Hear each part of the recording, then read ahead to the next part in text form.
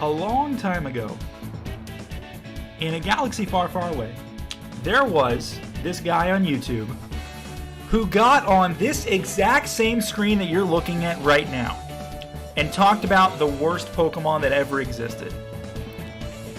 That same guy went and did the same thing a few months later, talking about the ugliest Pokemon that ever existed. And now, for the third edition of the trilogy, that same guy will then, once again, use the Universal Pokemon Picker to pick the best ones. Now here's the deal. I'm going to get into this really straightforward. First things first, if this video is bringing you to the channel for the first time, thank you for being here. I am going to get one of these videos up every single day until every category has been filled. I counted the categories. I believe it's 21 videos every single day without a break. We are back, and we are going to make sure that no breaks are taken at all. That is the goal 100% of the time. Make sure there's no breaks. All 21 will be one day after another, after another, after another, after another, after another, after another. So, I know you guys came here to see what I think are the best normal type Pokemon. And let me tell you something first and foremost. The first rule I'm going to say is legendaries do not count. Okay? Legendaries do not count. I just think it makes it too easy. So we're going to kill all legendaries. They're all gone. They don't exist. And we'll do a legendary ranking video at near the end because there's a legendary category on this. So for now, legendaries do not count. And I'm going to talk about overall strength. I'm going to talk about my emotional attachment to the Pokemon, because if it's a strong Pokemon and I hate it, sorry. This is my list. If you want to make your own list, go down in the comments below and let me know what you think, but that's what I would go with. And if it looks cool, that also plays a factor in it. So really, this is just my opinion. But it's not like my favorite Pokemon. I will weight strength more than anything else. Like, strength is going to be it, like 99.9% of the time. But if there's something that I just can't like get over because it looks terrible or because it looks really good, you know, that's going to be something that I'm going to do. So that's going to be kind of the goal for this video. So let's kick back and relax and let's get started. After the world's longest intro in the world, I hope everybody's still watching right now. And if you're not still watching, you know what? I kind of deserve it for going on that long. Let's go with it. What is the absolute best normal type Pokemon? Well, we've got some options in here, as you can see. And quite honestly, from Generation 1, the best is, to me, my man, Kangaskhan. Kangaskhan is one of the best designed Pokemon by far. It's a kangaroo, but it's a big boy kangaroo, like a big beefy boy of a kangaroo. He continuously gets great moves and is just really strong. And I don't know if there's much more to say about it. My options were not the best in all fairness, but I just think this thing is just the best normal type. It was this, Tauros, Snorlax, maybe Pidgeot, but I would rather hold Pidgeot because I think of it as more of a flying type, even though it's considered normal, so it's probably fine. Come here, Maya. Come here. Come here. There you go. Sit on my lap. Good girl. I got my puppy here who wants to get into something every single time I talk, and this is her doing that right now. Generation 2. Let's talk about Generation 2, though. Because in regards to competitive Pokemon, it's obviously Blissey. This thing can just do so much with so little because of its special defense and HP. It is the perfect setup Pokemon for any competitive battle, period. And you really can't question it. If it's not her, it is definitely Ursaring. But no, it's Blissey, without question. Gen 3! Come on, guys. This is the only Pokemon in the game with better base stats than most legendaries. And the only reason why it has said base stats is because of the fact that it has an ability to nerf it. But if we put abilities aside, or maybe even say this thing even with its ability, is still really good. Like, I get that it's not competitively viable, right? I get it that it's difficult to rely on at times, right? But there are certain things with this thing that you can make a slacking work that makes it an absolute powerhouse. This thing, by far and beyond, can one-shot anything. And in a pinch, if that's what you need, he will attack on that first turn, that's for sure. He will attack on that first turn. That's exactly what you need. Slaking is the GOAT of Gen 3, period. He's actually the best Pokemon in general, in all of Gen 3, in my personal opinion. Okay. I gotta think about this one because all of these are trash. And I don't want to use Staraptor for the same reason I didn't want to use Pidgeot. But, like, what else do I do? So I'm going with Staraptor. I cannot possibly put Bibarel. It has to be Staraptor. It's fast. It's strong. It's mostly a flying type, and I think of it as a flying type. But, hey, it's considered normal, and it can do some normal type attacks and things along those lines, too. I got to just let that go. Gen 5. Maya, can you stop chewing on my chair, please? I would really appreciate it if you stopped chewing on my chair. Hey. Generation 5 has actually some pretty good stuff in here. What the heck? Why is there a female with legs on this generator? What is going on? There's just this lady. She's got like silhouette legs and high heels. What is going on? This is not a Pokemon. Okay, anyway, what's the best Gen 5 Pokemon? It's Minccino, and I'll tell you why. Skill Link. Skill Link is broken. Skill Link is no longer in the game for a reason. Because it's broken. Moving on. Generation 6. I'm not counting Megas, by the way. I'm not counting Megas. But there will be a gimmick form video later. So we'll go with that. So if I'm not counting Megas, it's Pyroar. Pyroar is a normal fire type, and no one in the world knows why it's a normal fire type. Fire would have been just fine. Fire would have been just fine, but because it's a normal fire type, sure, why not? Why not? Why would I not put Pyroar as the best one? It's so strong, it looks really cool, it gets great moves, no complaints. Generation 7. For the comedic effect, I want to put Drampa, but it's obviously Beware. Look, Beware is a really fun design. It's a really strong Pokemon. It gets great moves. It has a ton of HP. It's extremely heavy, so you can use things like Heavy Slam on it. I just think it does a lot of really good things for you, and it's by far and beyond the best normal, for sure, for Gen 7. Generation 8, though. Generation 8. I'm not going to count Ursaluna either, because it's considered an evolution. Or should I count Ursaluna? No, I'm not. I'm not going to count Ursaluna. I'm not, which means my options are very limited. So I guess it has to be Greedent. Why? Because should I consider regional variants to be okay and go with Zoroark? Actually, that's Hisuian though. It's not even part of. No, it's fine. I can do regional variants. I'm not gonna do gimmick forms, but this is not a gimmick form. This is a regional variant. So I'm gonna say Hisuian Zoroark is fine. I'm going with that. Obvious choice. Obvious choice. Generation 9. Listen, you have not lived if you did not wonder in your mind what this abomination was when you first looked at it. It doesn't change the fact that the legend of Dunsparce lives on. The legend of Dunsparce lives on through this thing. People asked for a Dunsparce evolution for so many years, and you know what they did? You know what Game Freak did because they were tired of hearing all the complaints? Is they took a Dunsparce, they cut him in half, they took another Dunsparce, they cut him in half, and then they sewed the two halves together and just left the other half randomly wherever else it is in the world dead somewhere. And said, this is not Dunsparce, guys. This is Dunsparce. Yeah. This is Dunsparce. And you know what? As funny as it is, I'm putting this on the list just to see if people skip to the end of the video, see that it's on here, and go and comment below and get mad at me. If any of those people do that, I will be commenting, proving to them that they did not watch the entire video, because this is totally a joke. My actual answer is probably Cyclizar. A normal dragon type is a brand new type and one that I think is really cool. So Cyclizar is really good. I didn't play DLC, so I don't ask me to rate Terapagos. I did not play the DLC. I did not. So I think I would go with that. Ferrotrap is alright too, but let's just put this in here to mess with people.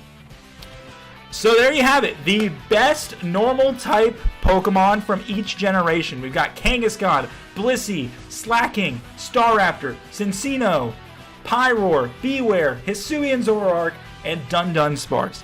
Thank you guys so much for watching the video. I very much appreciate you guys being part of everything today. Subscribe if you're new. I'm going to have one of these out every single day, and you do not want to miss it when it comes out. It's going to be the same time every single day. So do not miss out. It's going to be this time every single day. Do not miss out on an upload. Make sure you subscribe, and there's a little bell that you can hit next to your subscribe button that does the same thing. I've now rambled on forever. Like the video too. You have to like the video because it boosts the YouTube algorithm and yada yada yada. You want to make sure that more people have an opportunity to watch it. And I've said my whole thing now. You guys have a great day, and I will see you all tomorrow.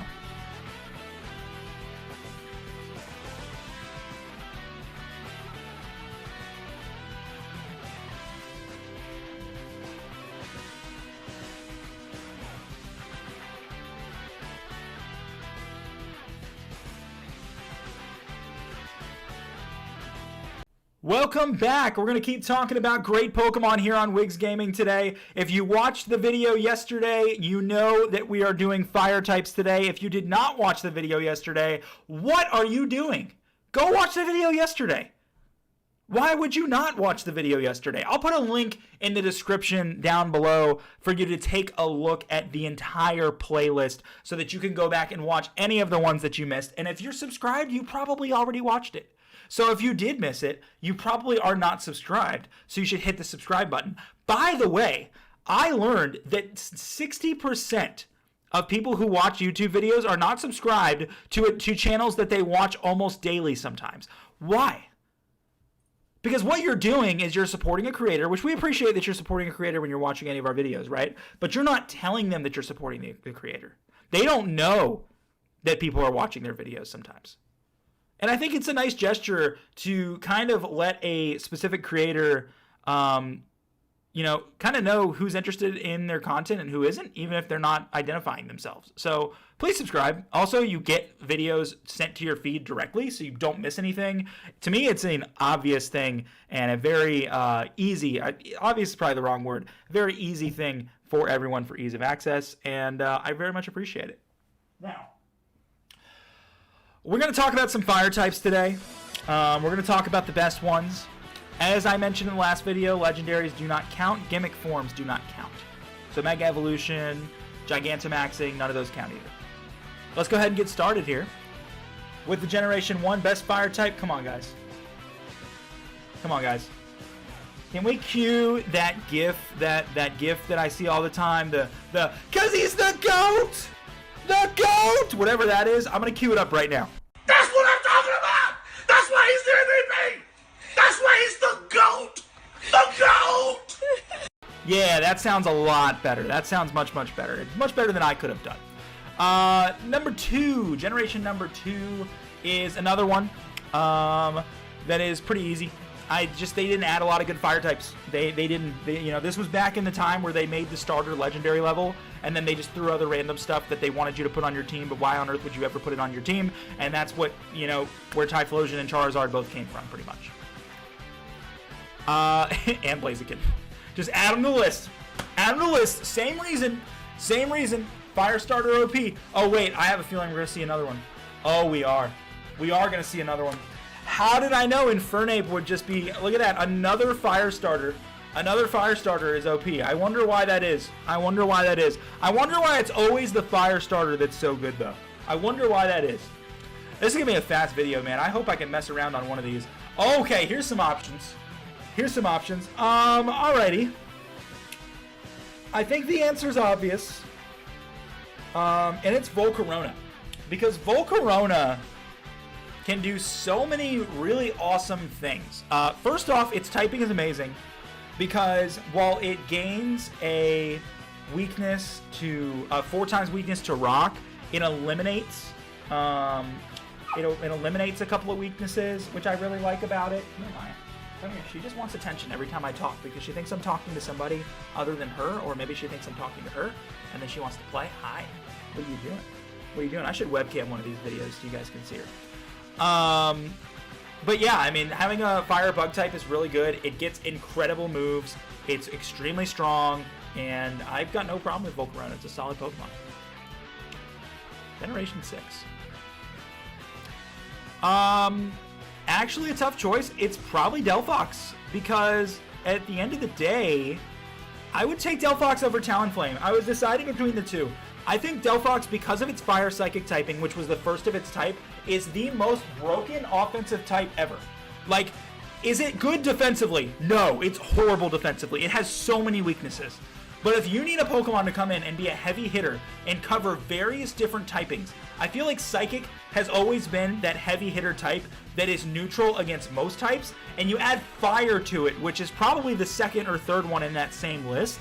I just think it does so many good things. Its design is atrocious, don't get me wrong, it looks horrible, but it is an amazing Pokemon, and it can do so many great things for you. There's some stinkers in Gen 7, man. There are some stinkers in Gen 7.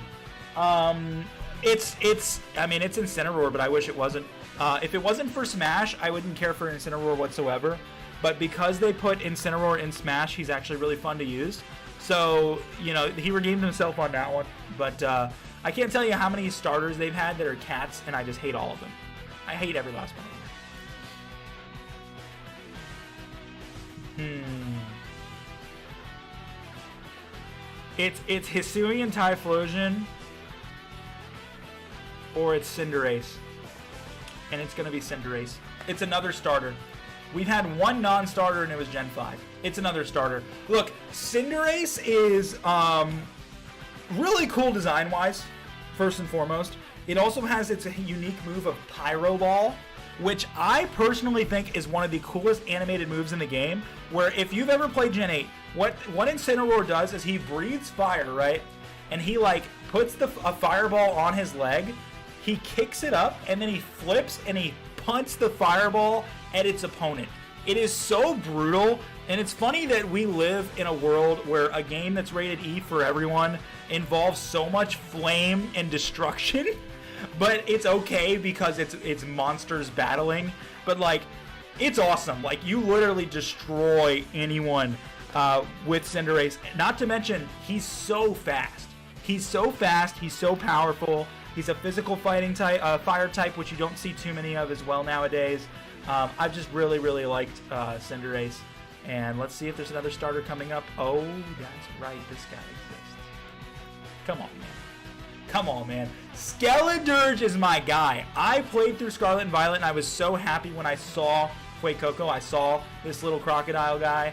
And I didn't think he was going to evolve into this, and in all fairness, design-wise, I don't like him. But what I loved about it is that he gained the Ghost type. Did anyone see Fire Ghost coming? Because I did not. I did not. And then his unique move is Torch Song. Every single time he uses it, he gets a special attack boost. It's basically Swords Dance with damage. You just have to use it twice. So I guess it's not quite Swords Dance with damage, but it kind of is. It's basically, here's a better explanation. It's a stronger Charge Beam because it's 100 power. It's 100 power instead of Charge Beam's 50. It's a stronger Charge Beam. And you can put Shadow Ball on it too and get your Ghost type coverage. You can give him Dark Pulse maybe instead. You can give him some different defenses. He has a lot of good unique resistances. Normal types can't hit him. You know, it's a really, really good Pokemon. I love what they did. I love the addition of the Ghost typing. I just wish he didn't look like that. That's the problem. And one thing I did not do is pick my absolute favorite per type in the last video, and I apologize. So we're going to do that right now. For normal, my absolute favorite, based off the ones I picked, would probably be Kangaskhan, just to let everybody know. And my absolute favorite fire type, come on, man. Actually, it's this. Honestly, I just have a soft spot for Gen 3 and always have. That was my childhood Pokemon game. I played more of that than any other time. I was born in 1998. So Generation 1 already came out. Generation 2 was out as well. And I had a Game Boy Color, and I think I had Pokemon Crystal. But I did not understand really how to play the game. And then in Generation 3 was when, like, my cognitive ability turned on. And I could read as well, I think, by then. And Pokemon Emerald had come out. And I played so much of it, and I love Blaziken so much, man. It's such a great Pokemon. He's so strong. Design-wise, you know, not the greatest design ever, but he is an excellent Pokemon. And without question, definitely my favorite. Definitely my favorite for sure. Well, that will do it for the video. Thank you guys so much for watching. If you haven't subscribed yet, what are you doing? It takes 2 seconds. You click one button. You put your hand on your mouse, which I know for some of you is difficult. You put your hand on your computer mouse, and you just scroll over and you just hit that subscribe button. Very, very easy. Very, very, very, very, very easy. And that's all I got for you guys today. I will see you guys tomorrow for water types. Everybody take care and have an excellent day.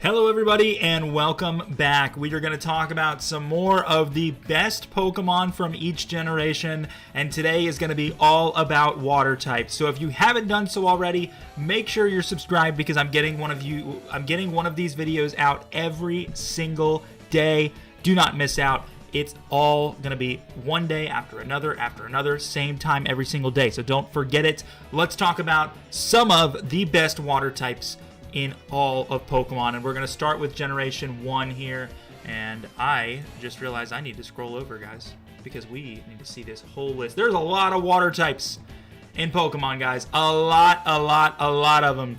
So let's go ahead and go over this entire list here, and Generation 1. Generation 1, I think, is an obvious choice. Now, keep in mind, for anyone that did not watch the other 2 videos, which, first of all, if you haven't done so, do it already. I don't know why you're not doing it. But for anyone that has not already watched those videos, Legendaries do not count. Legendaries do not count for this. But this is Gyarados, guys. Gyarados is by far and beyond one of the best Pokemon that has ever existed. Its design is amazing. The gimmick that it evolves from Magikarp is amazing and surprising. It's incredibly strong, and without a doubt, if Legendaries don't count, Gyarados is one of the best water types in all of Pokemon, period. It has been amazing since day number 1. It truly is amazing. Generation 2, though, is actually kind of a toss-up for me, because there's a lot of Pokemon on this list I love. For example, Azumarill. I think Azumarill is one of the most underrated Pokemon ever made. It has huge power as its ability. It's incredibly bulky, so it has both attack and defense. It gets a really good moveset, and later in the game, they added Fairy typing to it, which gave it even more offense and more defense altogether. I think Azumarill is incredibly underrated, but still, Feraligatr is the best. Feraligatr is just too good to toss up. It gets incredible moves. It's a really, really strong Pokemon. It's a really well designed, and as much as I love Azumarill, it has to go to Feraligatr. I just don't see a world where it isn't Feraligatr. It's got to be him. It's got to be him. Speaking of him, though.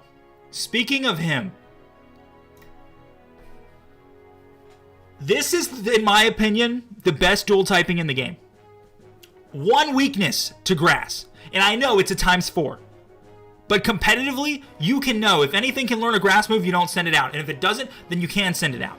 Okay? No weaknesses. Incredible moveset. This thing can get Earthquake. It can get Liquidation. Okay? It can even get things like Superpower, Play Rough, incredible physical moves. This thing has an incredible offensive and defensive typing. Not to mention it's a Gen 3, and I will always be biased towards Gen 3 starters. Just learn that about me, because I love them so much. They're so amazing. Okay? By far and beyond the best. Swampert is always going to be the king of starters in Generation 3, and I think he's the best starter. Okay. I actually wasn't expecting to pick this guy, but it just makes sense. Like, it's Empoleon. It's obviously Empoleon. Water and Steel is an interesting typing. It's more defense than it is offense, and that's exactly what Empoleon is. I don't usually like Pokemon that are more defensive, to be completely honest with you, but my options were pretty limited. Floatzel is incredibly fast, but it's very fragile, and Gastrodon is basically a much worse version of Swampert. Legendaries don't count, and Rotom Wash is Rotom Wash. I really can't put a laundry machine in this, you know, as good as it might be. So I feel like Empoleon's the best option, and it is a really cool design, in all fairness. Generation 5. Generation 5 is an interesting one because we've once again repeated Water and Ground with Seismitoad. But I generally think it's probably Jellicent. I mean, just thinking about it, like, Jellicent, in my opinion, has one of the best types. Water and Ghost is another really unique type that we hadn't had previously. Jellicent was really competitively viable at the time and may actually still be. I'm just not too up to date on what competitive Pokemon looks like nowadays. But it was huge in Generation 6 and 7. And it's very good offensively. It's really good defensively, having the Ghost type as well. And I think Jellicent does a lot of really good things for you. Come on, guys.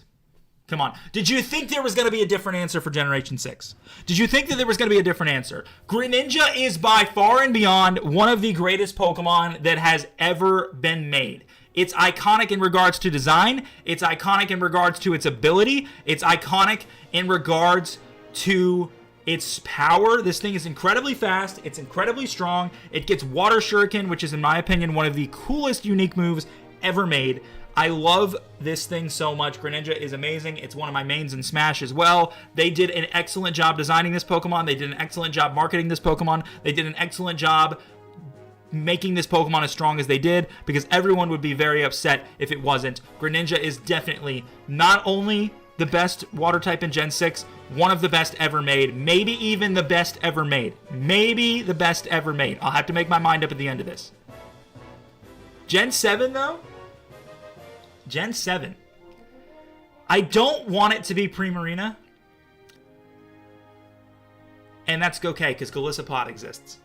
I've got one thing to say. There was a move that they introduced in Generation 7. It was called First Impression. And First Impression was such a broken move that Golisopod was one of the most broken Pokemon that had ever been created. Golisopod is an absolute monster with First Impression and Liquidation. He is unstoppable in every way, shape, or form. Period. Primarina has a better typing. Golisopod is a better Pokemon. Gen 7. Gen 8, sorry. Gen 8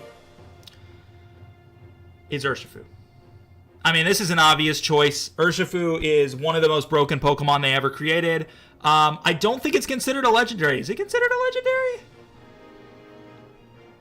I would say no. I'm going to say no, it's not considered a legendary. I'm going to say it's not. One of the most broken Pokemon they've ever created. Unfortunately, Inteleon, while it had a really cool gimmick form with its G-Max form, was not like that great of a Pokemon. I did like the turtle guy. I forgot his name. It's Choodle, who evolves into something else. And I'm not going with Dracovish, so I think it's got to be Urshifu. I think he's just way too strong. And Generation 9, this is actually interesting to me, because all of these are bad, in my personal opinion. I just think they really missed the mark on water types in Gen 8 and Gen 9. Iron Bundle ended up being really good. It did. I would probably consider Paradox Pokemon to be gimmick forms, so I'll let that go. So it probably is Quackable, whatever his name is. There's a bunch of quacks in his name. Quackable. You know, that's his name. Whatever this thing is, design-wise, is one of the worst designs I ever saw. The fact that you went from such an amazing starter design with Quaxly, like an amazing starter design, people loved this thing, and then it just kept getting worse, and you got this. Oops, I clicked the wrong thing. You got this, right? And then you got this. Like, why is this the evolution line that you decided on? Like, the graphic designers who designed this starter should be fired. I'm not joking. Like, whoever designed this starter should be fired. They did a very bad job with the evolutions. They did an excellent job with the Quaxly design. But you went from Donald Duck to, like, Kim Kardashian. Like, that's not a comparison that I should be making right now, but that's exactly what they did. That's exactly what they did. It is not a good design whatsoever. But the best, guys, come on.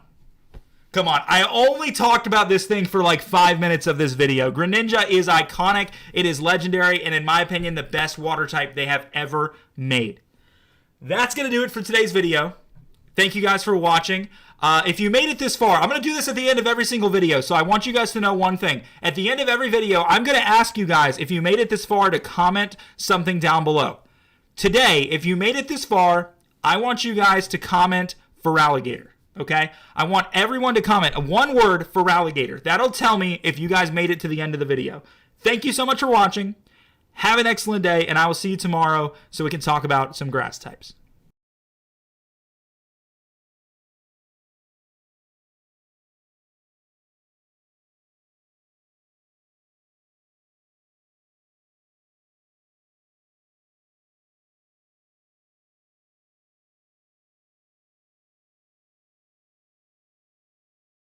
Welcome back, everyone. Thank you for being here for another video. It is time to talk about the best grass types from every single generation. If you missed the last video, what are you doing? Go back and watch it. I have a feeling that if you haven't seen it, you probably aren't subscribed. So go hit that subscribe button, hit the channel button, go watch the last one and the two before it, because you do not want to miss any of these rankings. Or watch this one first, I suppose, if you want to. I don't find too much of an issue with that, or any issue at all. As long as you go back and watch the other ones, I've got no problem. But let's talk about the best grass types in every single generation, starting with Generation 1. We're going to make this easy. We're going to make this smooth. We're going to make this quick. And obviously, iconically, it is Venusaur. Grass Poison, in my opinion, is not a good typing. I think it has a lot of weaknesses. But look at my options.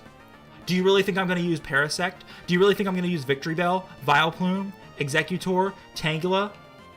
No! Of course I'm not going to do that. Venusaur is 10 times and 1 million times better than every last one of those Pokemon, period. Generation 2. Oof. Again, as I mentioned, legendaries do not count. I say this in every single video. I have to say it again just to make sure you guys don't get mad at me when I don't pick Celebi. Legendaries do not count. Meganium is the worst starter ever designed. In my personal opinion, I think Meganium could have really benefited from having the fairy type added to it like a lot of Pokemon did. I think because it was a starter, they chose not to. But Meganium is, in my opinion, one of the worst, if not the worst starter ever made. It probably is the worst starter ever made. It really is. It's bulky, it has no power, and being pure grass and not grass fairy, I think, really hurt it. And I think in Generation 6, they should have added fairy typing to it, and it would have been a little bit better. But Gen 7... Sorry, Gen 3. Why did I say 7? Where did 7 come from? Generation 3. Generation 3 had the best starters, the best 3 starters of any generation. The reason why is because I think Generation 1, while it's also very good, I think Blastoise is the weakest of the 3. I think in Generation 3, all 3 starters are overpowered. All 3 are overpowered. Sceptile is the man. He is a monster. And of course, he's the best grass type in Gen 3. Without question. Gen 4. It's Torterra. It's Torterra. Grass and ground is such a underrated typing. It gives it more super effective abilities with same type attack bonus. It gives it a couple more weaknesses, but not too much because it has the immunity to the water becomes neutral, and that's actually it. And grass becomes neutral, so I guess it loses that resistance. But, like, that's it. It actually doesn't add any weaknesses now that I think about it. So that actually works out really, really well. It has fire as a weakness. I believe because of the ground typing, bug is no longer a weakness. So it's fire and it's flying, and poison is no longer a weakness either because ground resists poison. So fire and flying are your only two... Ow! Sorry, Maya, just trying to get my attention, decided that she would chomp on my hand for a second. Are the only 2 weaknesses. I'm pretty cool with that. I'm pretty cool with that. I got no problem with that at all. Maya, come here. Come here. Come here. She was so good on my first video, and then I decided to record another one today, and she's a menace. She is a menace. Are you a menace? Are you a menace? Yeah. I know. You're a menace. I know. I'm going to hold you for the rest of the video. So, yeah, I'm feeling pretty good about Torterra here. Gen 5. Whew, they had some really bad grass types in Gen 5, didn't they? Ferrothorn carries, man. Ferrothorn carries. If Ferrothorn wasn't what it was in competitive Pokemon, with just being the ultimate setup Pokemon, fire being its only really significant weakness because its physical defense is so good, so fighting isn't really going to do a whole lot to it, really, really helps Ferrothorn. It really does. And when you look at the other options I had, Serperior was a good Pokemon, no doubt about it. And then I've got like Deerling and Maractus and Liavani and Pansage, and it's not gonna work. It's not gonna work. A Fungus and a Moongus are decent, but they're not Ferrothorn. I think Ferrothorn's definitely the best. And it gets Power Whip. Power Whip's a really underrated move. Even though Ferrothorn is not an offensive Pokemon necessarily, Power Whip is really good. Gen 6. It's Chestnut, but I wish it wasn't. It's Chestnut, but I wish it wasn't. I think Chestnut's one of the worst starters they've ever designed. I think the Generation 6 team worked so hard on Greninja that they let the other two starters die. They're like, look, we're really proud of Greninja. We think Greninja looks really, really good. We're unfortunately not going to be able to put the same time and effort into the other two starters because we work so hard on Greninja. But people are going to love Greninja so much that it's going to carry that it's not going to matter. And that's exactly what happened when they designed Chestnut. Is he a decent Pokemon? Yeah. He's probably the best grass type available here, but he's not really that good of a Pokemon compared to other stuff on this list. Because Gen 7, we have my boy Decidueye. After disappointing grass starter after disappointing grass starter in Gens 5 and 6, we got a surprise. Because the thing is that Decidueye evolved from Rowlet. Rowlet was a grass flying, and people loved that he had a dual type right out the gates. And people were thinking that grass flying was going to stay. He evolves to Dartrix, and he's still grass flying, and we're like, okay, he's an owl, and he's gonna be, you know, a grass flying type, and he's gonna be really good. And then he becomes a grass ghost type, and the flying disappears, and people are wondering what's going on. And then you see his unique move where he pulls out a bow and arrow and shoots you with it. Come on, man. As silly and gimmicky as that looks, it fits. It fits. They tried to make this Pokemon look like Robin Hood, and that's exactly what they pulled off with that. And I think Decidueye not only is the coolest designed Pokemon in Generation 7, also one of the best, by far and beyond. Generation 8. Rillaboom was a return to good designs again on starters. They did good in Gen 7, they did good in Gen 8. Rillaboom is probably the best Gen 8 design. I do really like Cinderace, but I think Rillaboom is just better overall. It's kind of got like a Donkey Kong vibe with the drum and things like that. Like he's playing. Like, does anybody remember the game Donkey Konga, where you had for the GameCube that had like the two little bongo drums that you played it with? I had that back when I was a kid, and I played it a little bit. Where you had the bongo drums. And I believe it was called Donkey Konga on the GameCube. They might have actually had two of them. But this is what it reminds me of when I see Rillaboom. I think of Donkey Konga. Generation 9. Wow. It's probably Toedscruel, but I wish it wasn't. Toedscruel, really cool design. It's actually Masquerada, but I like personally, I like Toedscruel more. I think that's why I wanted Toedscruel. Masquerada is the best, though. Like, Masquerada is a dark grass type. It's incredibly fast. It gets really good offensive moves. You can do a lot of really good things with this. I've got zero problem with Masquerada. I think it's good. I just don't like its design. I think they really messed up with the Generation 9 starter designs. I really didn't like that many of them, if any of them. I thought the first forms were good, and then they just got worse and worse and worse and worse and worse. And this was one of those examples, I think, unfortunately. But that's all right. You know, it is what it is. Masquerada is a very good Pokemon nonetheless. But is it the best grass type ever made? No. The best grass type ever made is Sceptile. The best non-legendary grass type ever made is Sceptile. It will always be Sceptile to me. There is nothing that can change my mind. So that's going to be about do it. That's going to about do it here for me.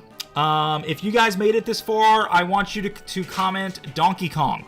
All right, if you made it this far in the video, comment Donkey Kong, because we just talked about it earlier. That will let me know how many people made it to the end of the video. Thank you guys so much for watching, and tomorrow we are breaking away from starters and talking about electric types. Can't wait to do it. I will see you guys tomorrow, same time. Everyone have an excellent day.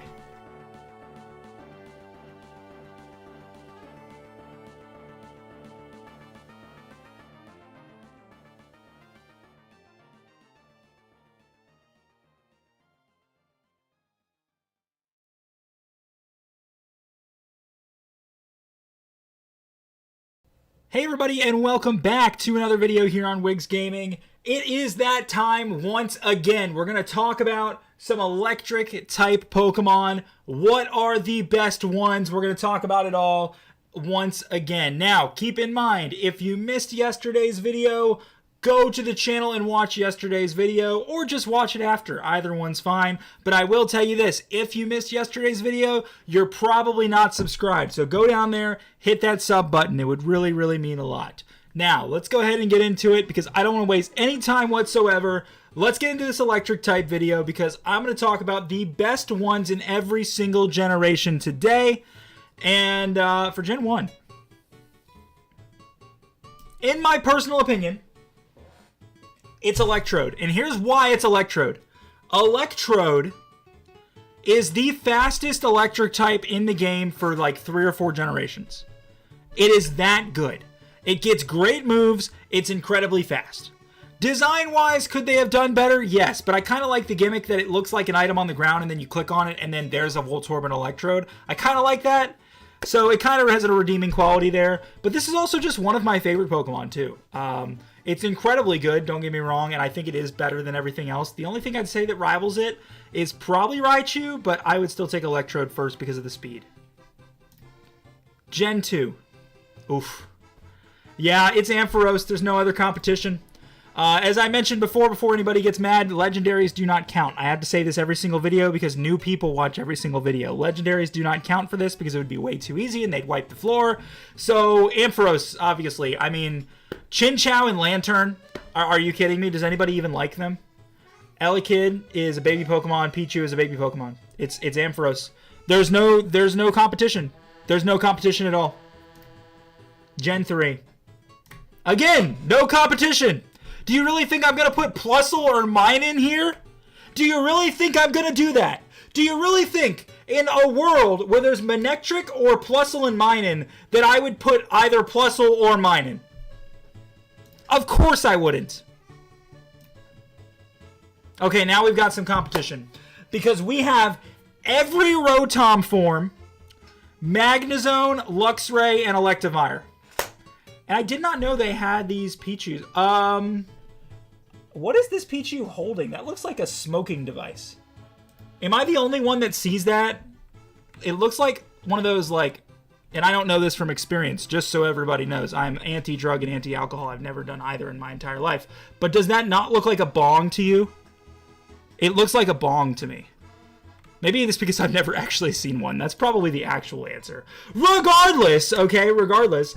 I think I'm going to go with Electivire. I think the problem with Luxray is it doesn't really get that many great moves. It's a physical electric type, which was one of the first of its kind, and its moveset did not really do it any favors. So I would say Luxray is not the best. I think Electivire clears for sure. I think Electivire is a monster. I could say Rotom Wash because that's the best Rotom form by far and beyond. But I don't know. It's a tough call, but I think I go with Electivire here. Okay. So here's the cool thing about Electros, right? Electros is the only Pokemon in the entire game without a weakness. Because it's an electric type with Levitate. Broken, by the way. Absolutely broken. Now, with moves like Mold Breaker as an ability and things like that, that helps. I think the only reason they put Mold Breaker on Excadrill was because of this Pokemon. But that, and a defensive standpoint, is really good to begin with. Because Electric also resists a lot of different types. So, I think based off that, the answer is definitely Electros. Zebstrika is really fast. And I thought about it, and don't even make me say his name over here. Don't even make me say his name. I won't do it. Gen 6. And we really only have one option. And it's Heliolisk. Do you know why? Because, first of all, Dedenne is terrible. But if you take Dedenne out, they introduced one electric type in Gen 6. One. Now, in all fairness, they gave 2 Pokemon Mega Evolutions, 2 Electrics Mega Evolutions. They gave a lot of Mega Evolutions out. And Ampharos' Mega Evolution is really cool. But Megas don't count. They're a gimmick form. Gen 7. My heart wants to put Alolan Raichu because the psychic typing is so good. But my brain knows that Xurkitree is the answer. Vikavolt, a close second. Alolan Raichu maybe third. Maybe I'd put Alolan Raichu, then Vikavolt. Xurkitree is just so good, man. It is so good. So strong. So fast. Ridiculous design. But you know what? It's alright. Gen 7. So it's Boltund or Toxtricity. Or Arctozolt. Arctozolt, I don't like his moveset. Boltund is really not all that special, so I guess it's Toxtricity. I wasn't expecting, actually, Toxtricity to get some recognition here because it's a Pokemon that I've really never cared for all that much. Poison Electric is really cool. If I'm remembering properly, that is the first of its kind, too. And its design is really cool. It's just not... It doesn't really have much else to say about it. It's just a decent Pokemon. I don't have any complaints with it. And Gen 9, of course, guys. Of course, without a question, it's Palmont. Palmont is the best Pikachu clone ever made. Best one. The best one. By far and beyond. Electric Fighting is a type we've seen before, but it hasn't been executed quite this well with this great of a moveset either. This thing is a monster. Palmont is a very, very, very good Pokemon and one of my favorites. But the best electric type ever? This is going to be controversial, guys. It's Palmont. Palmont is the best electric type they've ever made. I'm just talking about pure strength. I'm not talking about iconicness. If it was about which one was the most iconic, it would be Pikachu. This is not the case. Palmont is actually the best electric type they've ever made. So that's my list. Hopefully you guys go and rage in the comments. And if you made it this far, everyone comment below Pokeball. If you made it this far, comment Pokeball. I want to see how many people get to the end of videos. If you haven't subscribed already, make sure you do so because Ice Types is coming up tomorrow. You do not want to miss out. Everybody have an excellent day.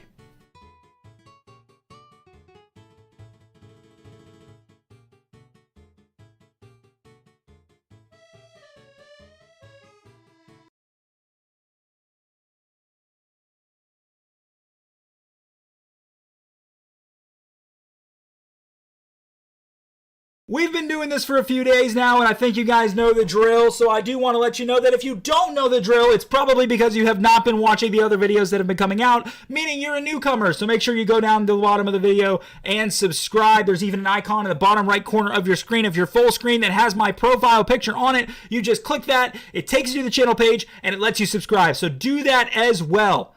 Now, without further ado, we're going to talk about Ice types today, so cue that music. And let's get down to it. What are the best Ice types in every single generation? Articuno for Generation 1 is not counting because of legendaries, but that's okay because I meant to click Lapras anyway or say Lapras's name. Yes, I'm not counting legendaries. Another reason why you might not have watched the other videos, so go subscribe if you're already hearing that for the first time. Lapras. Lapras by far and beyond. Cloyster is pretty good. Cloyster's pretty good. Okay, Cloyster is pretty good. But he is not Lapras. He's not Lapras. Gen 2, I've got one option. It's Piloswine. Don't ask me to say the name of any of these others because they're all bad. Sneasel, Delibird, Smoochum, they're bad. They're bad. Generation 3. It's Walrein. I have to go get Maya because Maya is chewing on the carpet. I will be right back. Now that I've stopped the beast from chewing on the carpet, let's talk about Generation 4, okay? Generation 4, I don't have a lot of options. They redeemed Sneasel by introducing Weavile. As cool as Abomasnow is, unfortunately, it has way too many weaknesses. Mamoswine is the answer. Mamoswine looks cool. It's got great typing. It's incredibly powerful. Without question, I would definitely say Mamoswine is the answer to this question. Generation 5. Oh, these are my options. Are you kidding me? These are my options. An ice cream cone, a sad snowflake, and a bear with a snot goatee. These are my options, guys. This is what I'm stuck with. What world is this that I have to deal with this? It's a bear with a goatee made out of his own snot. Yep, that's what Bear Tick is. That's what Bear Tick is. He sneezed and he was so cold internally that it just froze immediately and got stuck there. How does he breathe, by the way? How is he breathing? I don't understand how he's not dead and suffocating himself. I don't know. I don't know. Gen 6 is Avalugg. Avalugg's a good Pokemon. I know people like to make jokes that it looks like a coffee table, and that's because it is a coffee table. But it was a physical ice type, which was one of the first of its kind. And a very good one. It was an excellent Pokemon. Excellent, excellent, excellent Pokemon. Generation 6. 7. I'm going to rant a little bit here. Because Crabominable is the best Gen 7 ice type. But my problem is that... Is this fighting over here? Yes. You went from this awesome design. The guy's name was Crab Brawler. And he was a crab with 2 boxing gloves. He's like, put him up, put him up, put him up, put him up, put him up. Right? And then he evolves into this. He evolves into this. What happened to him? Look at him. Look at him. What happened to him? He looked so cool. And then he evolved into this. What have we done? What did we do? Game Freak, this was the decision your design team came up with when they had a really cool design first form Pokemon. Everybody was expecting it to look really cool when it evolved, and then you made it look like this? Are you kidding me? What did you do? It's a great Pokemon, but it's no fun to use it when it looks like that. Gen 7. 8. This is Gen 8. This is Gen 8. And it's Arctozolt. I finally got to him. I knew I was going to use him at some point in time. I don't like Arctozolt's moveset. I don't. I don't like its design. I don't. But it was this, or it was Ice Cube, or it was Galarian Darmanitan, or it was Frostmoth. Just not happening. It had to be Arctozolt. As ugly of a monstrosity this thing is, what other choice do we have? Guy looks like the Hunchback of Notre Dame. Generation 9. Cetitan or Frigibax? Cetitan is really good. Cetitan is really good, but I think Frigibax, while it's one of the weaker suitor legendaries, is probably still one of the best ice types out there because no other pseudo legendary is an ice type. That's just how good pseudo legendary Pokemon are. Its moveset is amazing. I really like this thing. I think for sure it could have been better. A lot of people were upset that and didn't like the weaker power compared to other pseudos, but it's a very good Pokemon. Is it the best ice type ever made? No. No, it's not. I personally think, and this is not a very powerful list. It's not a very powerful list. I don't know. I'll be honest with you. All of these, all 9 of these are acceptable. Maybe not Piloswine, but all 9 of these are acceptable to be the best. But if I had to pick, I guess Avalugg. I don't know, man. These are all bad. These are all bad now that I think about it. Like, this is not... People are going to get mad at me. People are going to get really mad at me. But it is what it is. So that's going to be about it for the ice types. If you guys made it this far, first off, make sure you like and subscribe. Leave a comment down below. If you made it this far, leave a comment down below. I want everyone to say, don't chew on the carpet, because Maya was chewing on the carpet. So everybody down below, don't chew on the carpet, because I want everyone to tell Maya that that's not what she's supposed to do. So everybody say no carpet, don't chew on the carpet.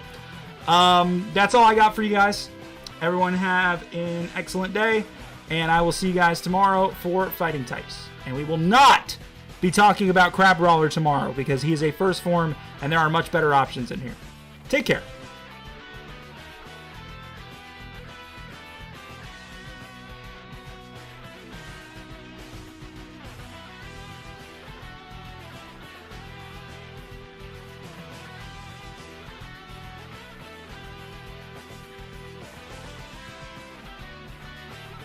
Good afternoon and welcome back. We are going to talk about the best fighting types of every single generation. And if you have not seen the previous ones, legendaries do not count. And also, if you haven't seen the previous ones, that probably means that you're not subscribed. So subscribe, please. That's something that I recommend you all do so that you don't miss any of these, because I'm going to have these out every single day. And make sure you give the video a like as well, because that's good for the YouTube algorithm. Let's get started. Let's talk about some fighting types. Let's talk about Generation 1 fighting types. And the answer is simple here. This is obviously Machamp. To have a Pokemon that is quite simply, from a design standpoint, incredibly strong, from a moveset standpoint, incredibly strong, from a statistical standpoint, incredibly strong. There's really no contest here. Is Primeape pretty good? Yes. Is Poliwhirl really bad? Yes. Is Hitmonlee and Hitmonchan very strong, but also very weak defensively? Also, yes. This is the obvious choice. And Gen 2? Oh, come on, man. We know the answer. We know the answer. Heracross is not just one of the best fighting types ever. It's one of the best Pokemon ever made. It is by far and beyond one of the best Pokemon that's ever been made. From a design standpoint, from a typing standpoint, Bug and Fighting is really unique, but also ended up being really good and continues to be good as time goes on. Gen 3 is Blaziken. Blaziken is one of the best starters that they have ever made, period.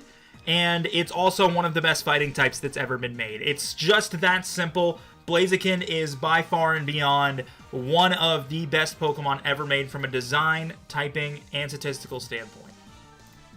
And this thing ran over everything in Gen 4. You could get Blaziken as your starter, and it doesn't matter what wall you run into, this thing can bail you out. First gym, Roxanne, you get your Torchic evolved into a Combuskin, you get Double Kick, you win. Second gym, Brawly, you're just stronger than everything else, you win. Third gym, Electric, you can double kick both of the Magnetons, and then the Voltorbs are easy work. And then the Manectric is kind of tough, but by then you have something else that you can use.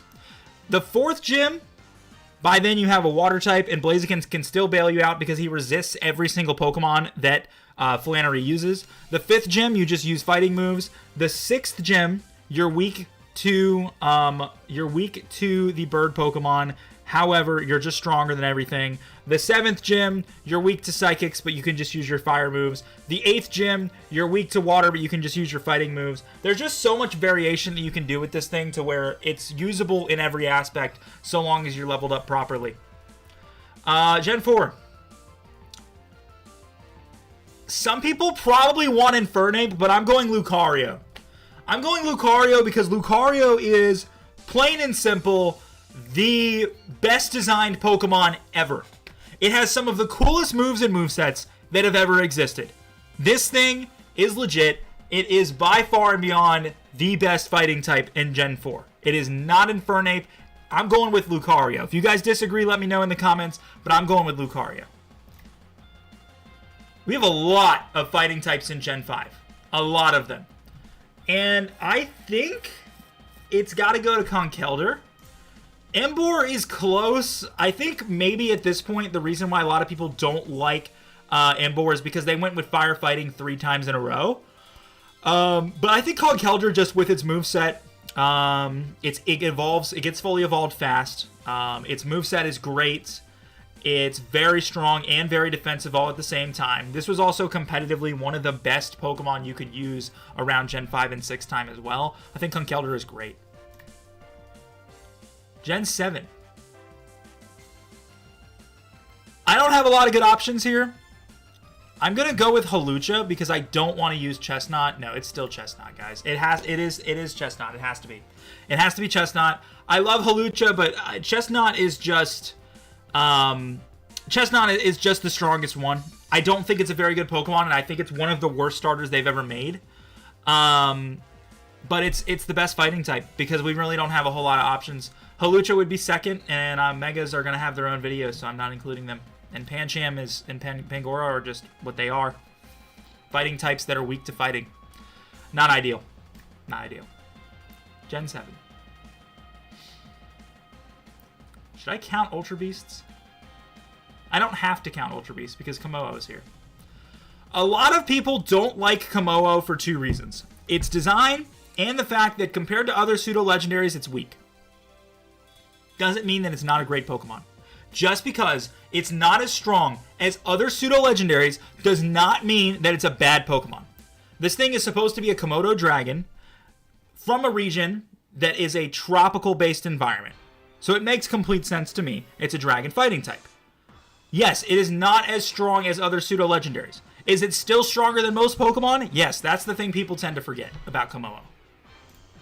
Gen 7. Gen 8, my apologies.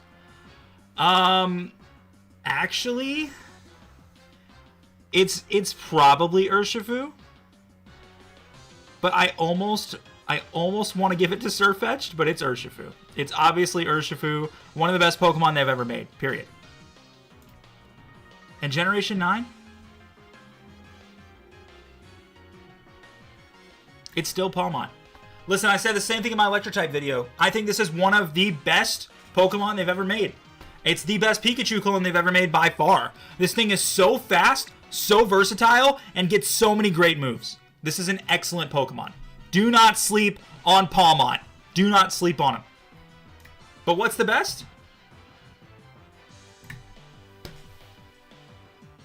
No, it's not. I'm going with Lucario. I don't care if anybody disagrees with me. I'm going with Lucario.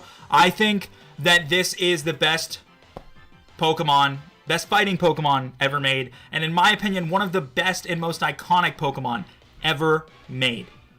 So that's my list, guys. If you made it this far, please comment down below. What should I make everyone comment today? How about we comment Palmont? Don't sleep on Palmont. Do not sleep on Palmont. Everyone comment down below, do not sleep on Palmont, so I know who made it to the end of the video. Thank you guys so much for watching, and make sure you subscribe because tomorrow we're going to talk about some poison types. Do not miss out.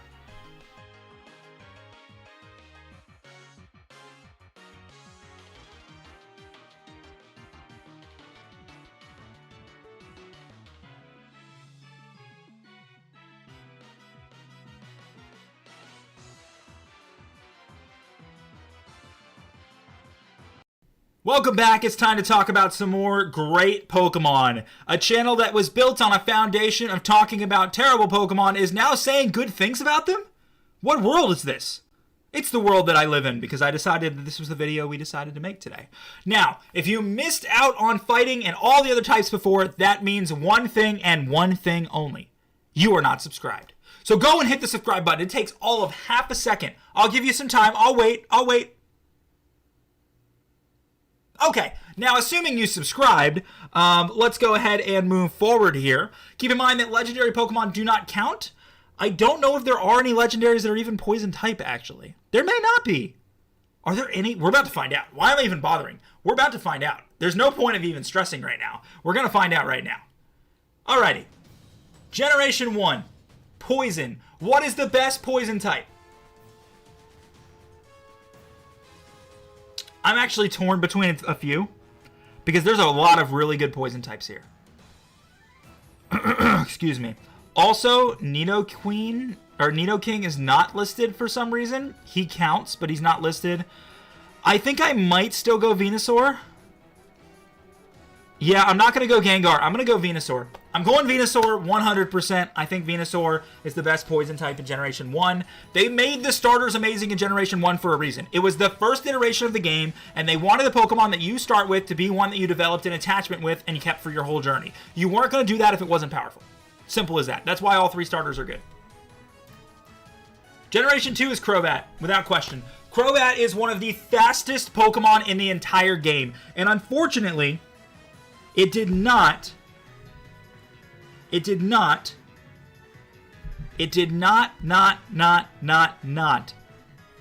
that powerful until the physical special split. But it's still so fast it can do so many great things for you. Crobat is the man. Gen 3. Seviper. Seviper is everything Arbok could have been. It is so powerful. And in my opinion, it's one of the most underrated Pokemon ever made. Seviper is an excellent Pokemon. Without question. without question. And without question, excellent, excellent, excellent Pokemon. Generation 4 is Toxicroak. Biting and Poison. First Pokemon of its kind. And you know what? It has a lot of weaknesses, including a 4 times weakness to Psychic. But was I really going to pick Roserade over this? Was I really You know what? No, it's Drapion. Didn't even make eye contact with Drapion the first time. Drapion is Poison and Dark. Excellent typing. Eliminates the Psychic weakness. Eliminates it altogether. And it gets knockoff. And it's a great physical Pokemon. Drapion, Drapion, Drapion. And it loses the Bug type, which is another really good part about it. Because then it's no longer weak to Fire or Rock. Gen 3. Gen 5. 3? 3? 5. Scolipede. Not because I know that Scolipede is a great Pokemon. It's because it was either Garbodor or Amoonguss otherwise. It's Scolipede. I wish there was a better option. There's just not. Gen 6 added 1 Poison type and 3 Megas. Welcome, Dragalge. I am so glad you are here. I am so excellently happy that you made the list, because I would have never expected you to be on this list until I realized that I had no option. Gen 7. You guys are going to hate my opinion on this one. It's Toxapex. This Pokemon was designed to do one thing and one thing only. Annoy people in competitive games.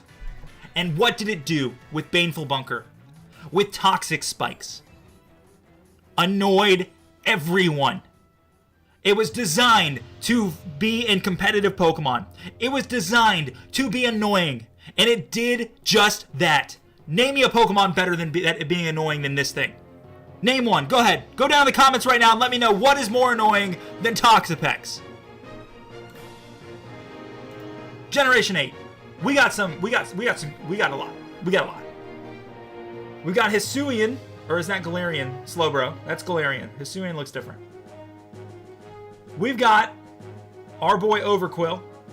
We've got Goth Venusaur. That's a G-Max form. That doesn't count. We've got Galarian Weezing. Sneasler. Eternatus is a legendary. And Toxtricity. I am going to go with... Oh, man. Tough choice, actually. I guess it's Sneasler. I don't think Toxtricity is really all that great. I did put it, I believe, in my electric type video, but I didn't really have that many great choices. Sneasler is a good choice. Sneasler's fast. Sneasler's really strong. It's a very unique typing. I'm not mad about Sneasler. I'll take it. Generation 9. Okay, so there's the fun answer and there's the real answer. The real answer is Reverum, because it is the funniest and greatest named Pokemon ever. It's literally just a car.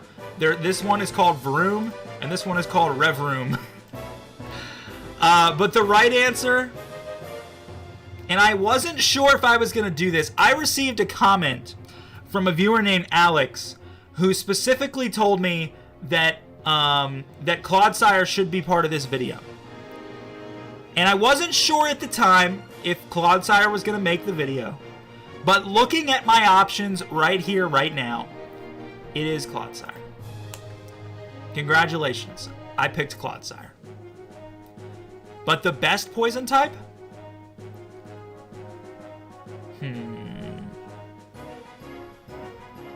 I spent a lot of time on it for a reason. It's Toxapex. I don't care who disagrees. I don't care if you get so mad you dislike the video. Toxapex is annoying. And if you get to the end of this video, if you made it this far, Toxapex is annoying, is what you're going to comment down below. Everybody go down there and comment, Toxapex is annoying, if you made it this far. Thank you for watching. I appreciate everybody who tunes in. Make sure you subscribe. There's no reason not to. And I will see you for the next video where we're going to talk about some ground types. Maybe, just maybe, Clodsire will make another appearance, but no guarantees.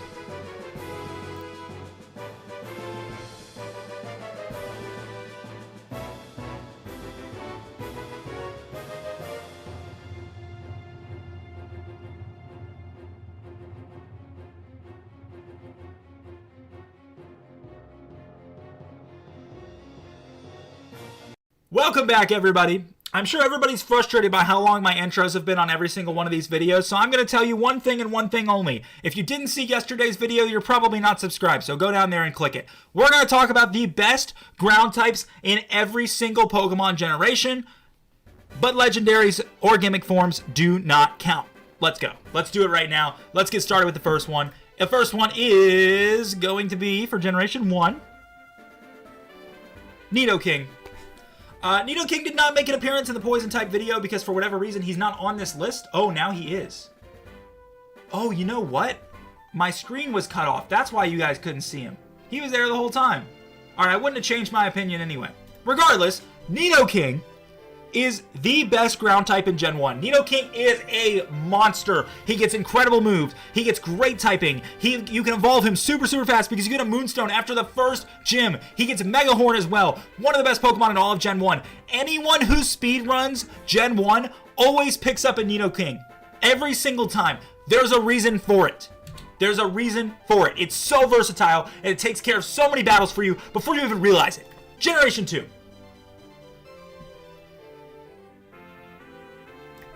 Quagsire, for many generations, this was the best typing in the game. One weakness to grass. And this was in a time when you knew when a Pokemon could carry a grass move and when it didn't. It wasn't until Gen 4 where you saw some variation where Pokemon that weren't grass types carried grass moves. You bring this thing and you know for a fact when you can get one shot and when you can just bulk it out. Quagsire defensively is great. Quagsire offensively gets great moves. This is what we're talking about. Quagsire is our guy. Come on, was I even gonna pick anything else? This does not deserve explanation. Everything I said about Quagsire, but better, is Swampert.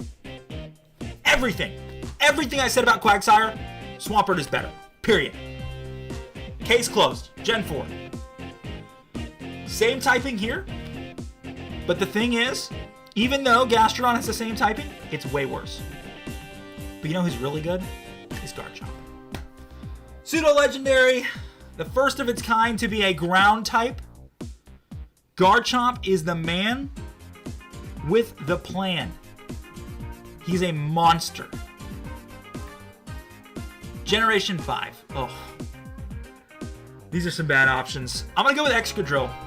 Mold Breaker is a very unique move. Ability. The only reason it exists is because of Electros, because the whole point of Mold Breaker is to remove abilities. In other words, Electros with Levitate can then be hit by a super effective ground type move. A Geodude with a Levitate can be hit by a super effective ground move. A Magneton with Levitate can be hit by a super effective ×4 ground move. Mold Breaker is a great ability, and it also has Steel typing on top of that, which gives it extra defense and some extra offense, and gives it some offensive moves as well that really helps. Excadrill is a really good Pokemon, period. Okay, so I have one option.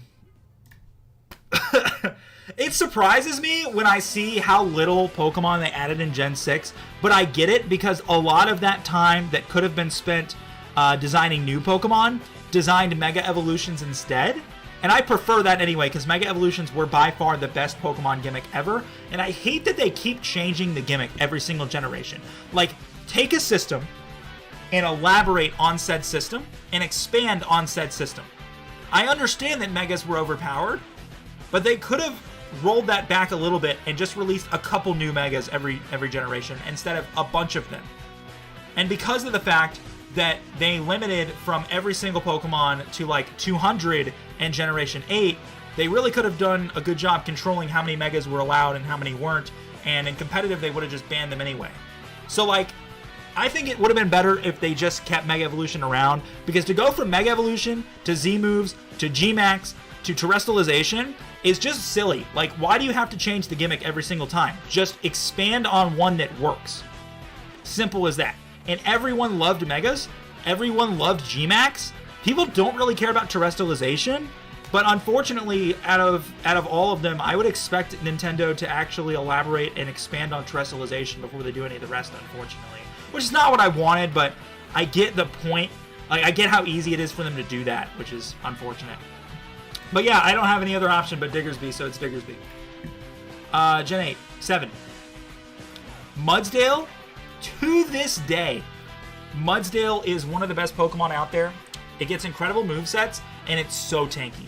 This is the tankiest thing you will ever deal with if it has the proper IVs. It is an absolute monster defensively.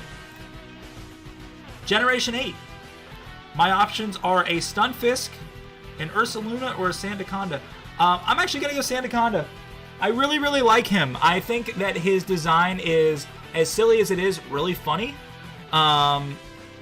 Like, the fact that he protects himself with the rest of his body spiraled around him is kind of interesting. And it gets very good moves. It's not too bad defensively. Its design probably could have been a little bit cooler versus funnier, but I still think it's a pretty solid Pokemon. Gen 9, though? Gen 9. You know, I said I wasn't sure if Clodsire was going to make an appearance, and I think he will. I think I've got Clodsire 2 videos in a row. He covers 2 types. He's the best of 2 different types for Generation 9. So shout out Clodsire. Good for you, buddy. Great work. And you made it. You made it. But are you the best? No. Swampert, for its time, was the absolute best Pokemon ever made, potentially. For its time. Obviously, as time has gone on, it's been more difficult for Swampert to be defensive against certain things. But in Generation 3, Swampert could defeat anything by himself. It didn't matter what it was. That's my list. I hope you guys enjoyed the video. If you made it this far, I want everyone to comment Clodsire the GOAT, because he made it 2 types. 2 different types he was the best in. So Clodsire the GOAT, comment down below. And I will see you guys tomorrow, where we talk about some flying Pokemon. Take care, and I'll see everybody then.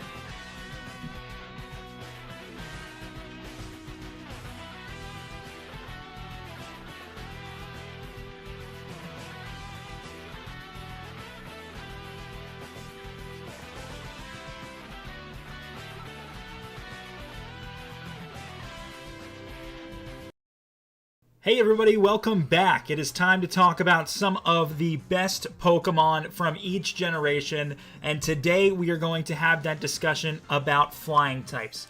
First and foremost, if I may say, as of recording this video, the first 4 have come out, and the support has been absolutely incredible. Thank you guys so much for tuning into the series, and if it's something that you enjoy and you want to see more of, please go down in the comment section below and give me some suggestions of some things that you would like me to do after this. I would be more than happy to potentially consider some of you guys' suggestions, and you know, maybe I can put something really good together. So if you haven't seen the videos previously, make sure you subscribe, because that means that you're not subscribed if you haven't seen them, and that's pretty straightforward. That's my intro. I didn't rehearse it. I just went for it. I hit the recording button, and I went for it. So, what are the best flying Pokemon in every single generation? Well, we got to start with Generation 1.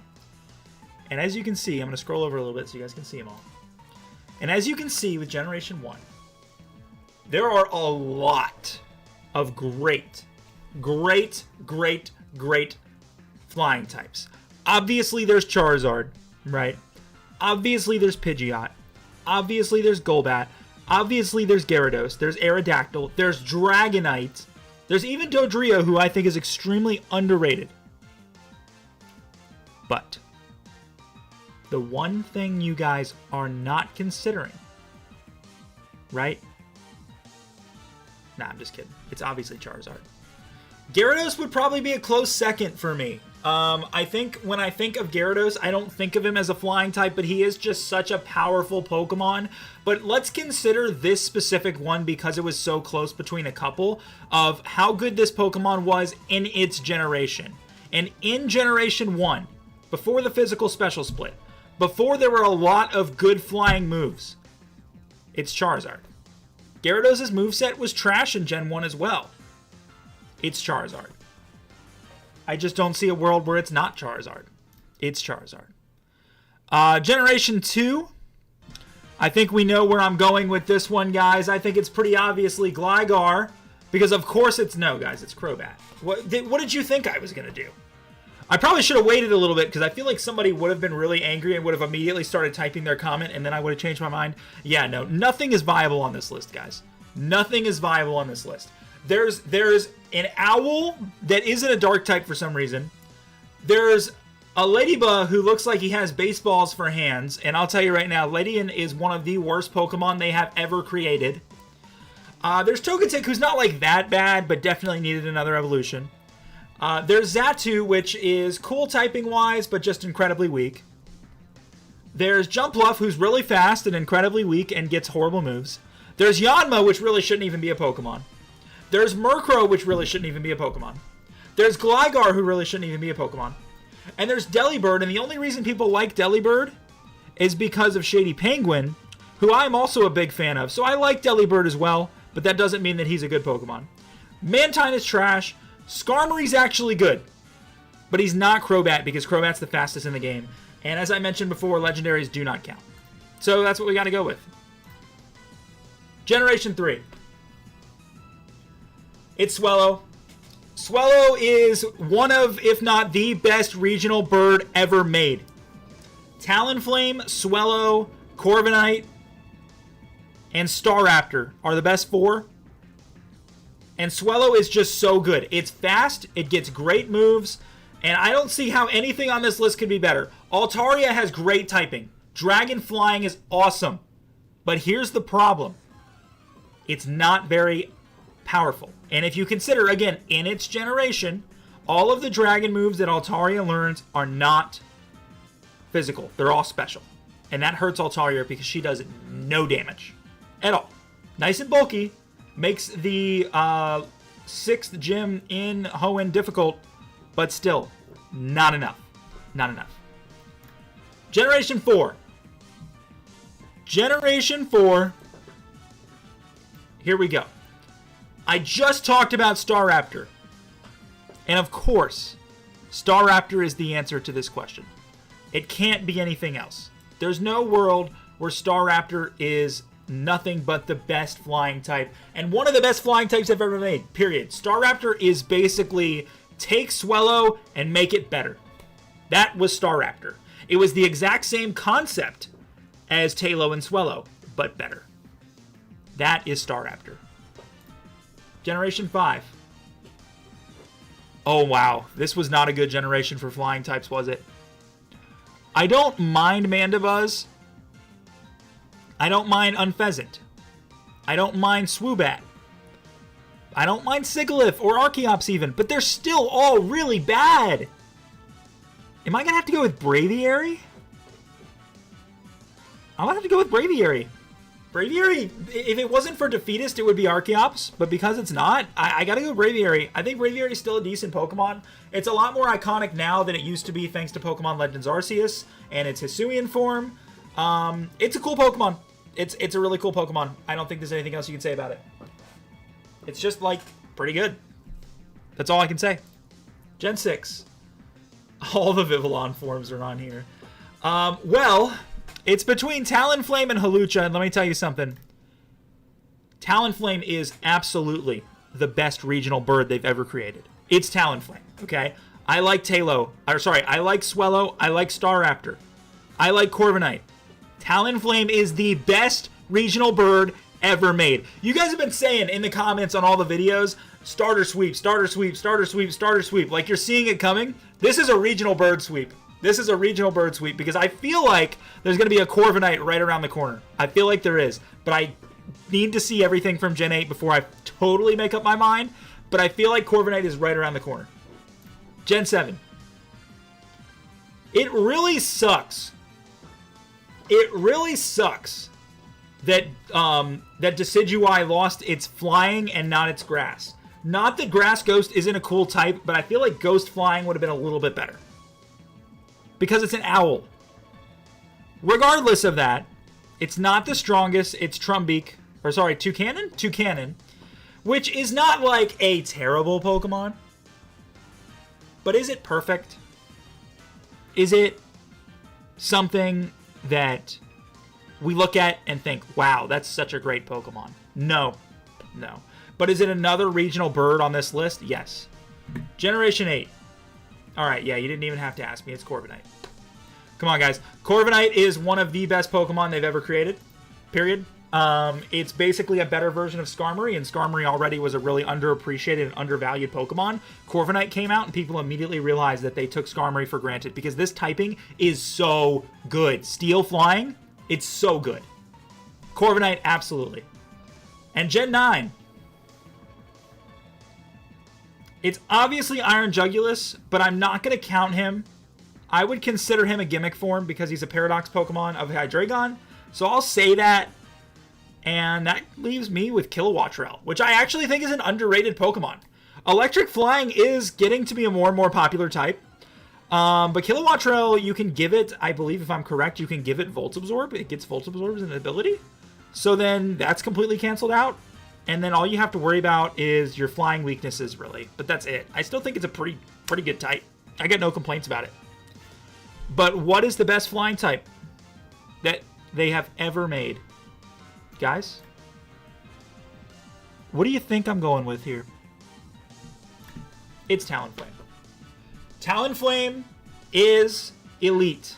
And it is by far and beyond the best flying type they've ever made that is not a legendary.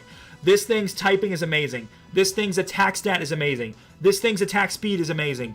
This thing gets incredible moves, and you get it early in the game as well.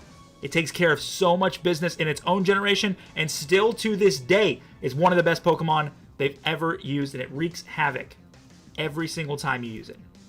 That's my list. Let me know what you guys think. I'm personally pretty happy about this one. I think this one is a little bit less controversial. So give me your list in the comments down below. And if you made it this far, regional bird sweep. Comment regional bird sweep if you made it this far. Thanks so much, guys, and I will see you tomorrow for some psychic types.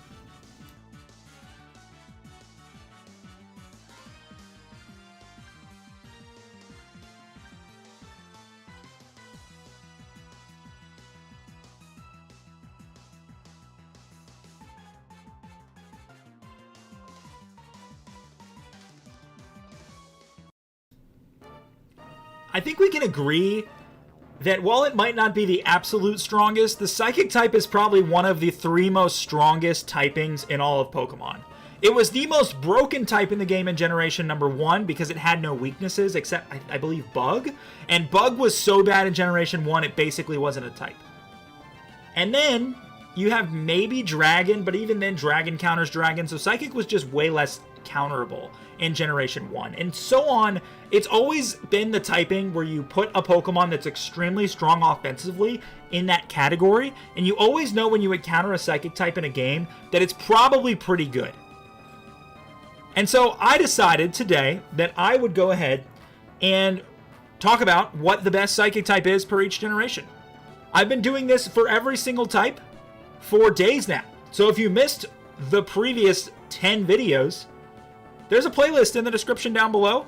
But while you're down there, make sure you hit subscribe because that's the reason why you missed them. But click that playlist to feel free to catch up or watch this one first and then catch up. Thank you guys, and let's keep rolling. Let's keep rolling. The support on this has been amazing. What's the best Psychic type in Gen 1 that isn't a Legendary? Because Legendaries do not count. Why are we even talking about this? This does not deserve a conversation. This is an absolute, what's the word I'm looking for? Unanimous decision. If anyone goes in the comment section down below and tries to tell me that this the answer to this question is not Alakazam, you're just straight up wrong. You're just straight up wrong. If anyone tries to tell me that it is not Alakazam, anyone, you've probably never played this game before. Generation 2, it's Espeon. There's no other option. These are all trash. I do like Slowking, but because it's so slow, it doesn't do enough. Wobbuffet is just a gimmick. Girafarig sucks. Unknown is terrible. So, of course, it's Espeon. It can't be anything else. It has to be Espeon. Generation 3. It's either Metagross or Gardevoir. I'm going to give it to Metagross. I think the Fairy typing that Gardevoir gained in Generation 6 made it much better. And it did lack defensively and even offensively slightly. I think Metagross is just the whole package. I really, really like Metagross. He does so many good things for you offensively and even defensively because his typing is so good. Steel Psychic removes your Dark weakness and your Ghost weakness in Generation 3, which is really, really good. Gen 4, though, we're going to give Gardevoir some more favor and go with Gallade because my other option is Bronzong, and I would never do that.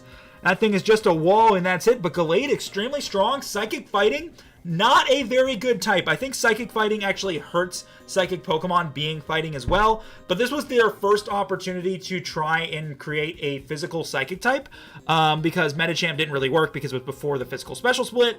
And this thing worked pretty well. I think this thing is solid, and compared to my options, it was the best choice as well. This is looking like a obvious choice, except for Gen 3 pretty much so far. Gen 5, I'm going to say Victini's a legendary because I've always considered it one, so we're not going to say Victini. It's either Reuniclus or it's Musharna. I'm going to go Musharna. Musharna is slow, but it is so bulky, and it can still hit you really hard with Psychic-type moves. I think it does a lot of good things for you because you can switch it in when you need to take a hit, and it can immediately counterattack for a lot more than you think it really can. I just feel like Gothitelle as well as Reuniclus don't really do the same. Reuniclus is similar to Musharna, but I think Musharna is a little bit bulkier in my personal opinion. And I think Musharna gets better moves. Generation 6 is quite obviously Delphox. It's Delphox or Malamar, and the answer is Delphox. It just straight up is. It's Delphox without question. I don't like the design of this Pokemon, but this is a very good Pokemon. I talked praises about Delphox in my Fire-type video, but basically its offensive ability is through the roof. Like, they did a great job on Gen 6 starters. This is one they did a great job on. Greninja's the other one. Its offensive ability is just off the charts, being Fire Psychic. It's such a good type because that's a type that is always an offensive type mixed with a type that is always an offensive type. It's really, really good, and I don't know if they've repeated that Fire Psychic since. I don't know if they have. Gen 7. It's Oranguru because my only option is Oranguru. I'm not going with Bruxish. And I could go Alolan Raichu. I'm going to consider the Alolan forms gimmicks as well. I think I didn't in a previous video, though. It's fine. I would still go Oranguru. I know Alolan Raichu is good, but Oranguru is, well, it's a Psychic type. That's all I really have to say about Oranguru. Gen 7. It's probably Orbeetle. Hatterene. Mr. Rhyme. It's Orbeetle. It's Orbeetle because Hatterene, Mr. Rhyme was disappointing. I don't even remember Hatterene being in the game. That's how irrelevant it is to me. So moving on. Generation 8. Rabsca, Armarouge. Forgot this thing's name, but it evolves from Flittle. Farigiraf. I'm going to go Armarouge. Armarouge is actually Fire Psychic, as I was just talking about how we never see that typing anymore. Yeah, he's Fire Psychic. Armarouge is really good. I was surprised when Charcadet evolved into this. I thought this thing looked more like a Mighty Morphin Power Ranger than it did a Pokemon. But you know what? It's actually a really good Pokemon. I've got no complaints. Its offensive typing is incredible, same as Delphox. So they did finally repeat it in this one, and it was amazing. It's been an amazing Pokemon from the start. Is it the best, though? No. Come on. Did you really think it was going to be anything else? Did you really think it was going to be anything else? That's going to do for today. Short one today. I know. There was a lot of things that didn't need explanation, in my personal opinion, and this was just the case of that. Here's my list just to catch you up. Alakazam, Espeon, Metagross, Gallade, Musharna, Delphox, Oranguru, Orbeetle, Armarouge, and Alakazam. And if you made it this far, I want everyone to comment down below obvious choices. Obvious choices, because that's what this list felt like. Thank you guys so much for watching. Make sure you like the video if you enjoyed, and subscribe, because I will have you guys a bug type list coming next, and I am going to say some horrible things about some bug type Pokemon, because it is probably the worst type in all of Pokemon. So if you're interested in me talking bad about other Pokemon, which is funny enough how I got 600 plus subscribers probably, you would definitely enjoy tomorrow's video. See you guys then.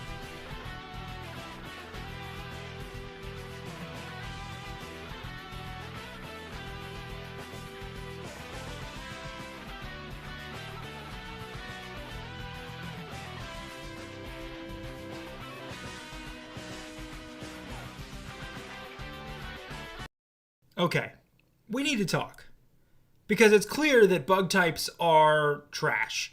Quite honestly, before recently, Pokemon kind of just made bug types and just neglected them, basically specifying that they are exactly what they are in real life, tiny little creatures that you can just whack with your shoe and they're dead.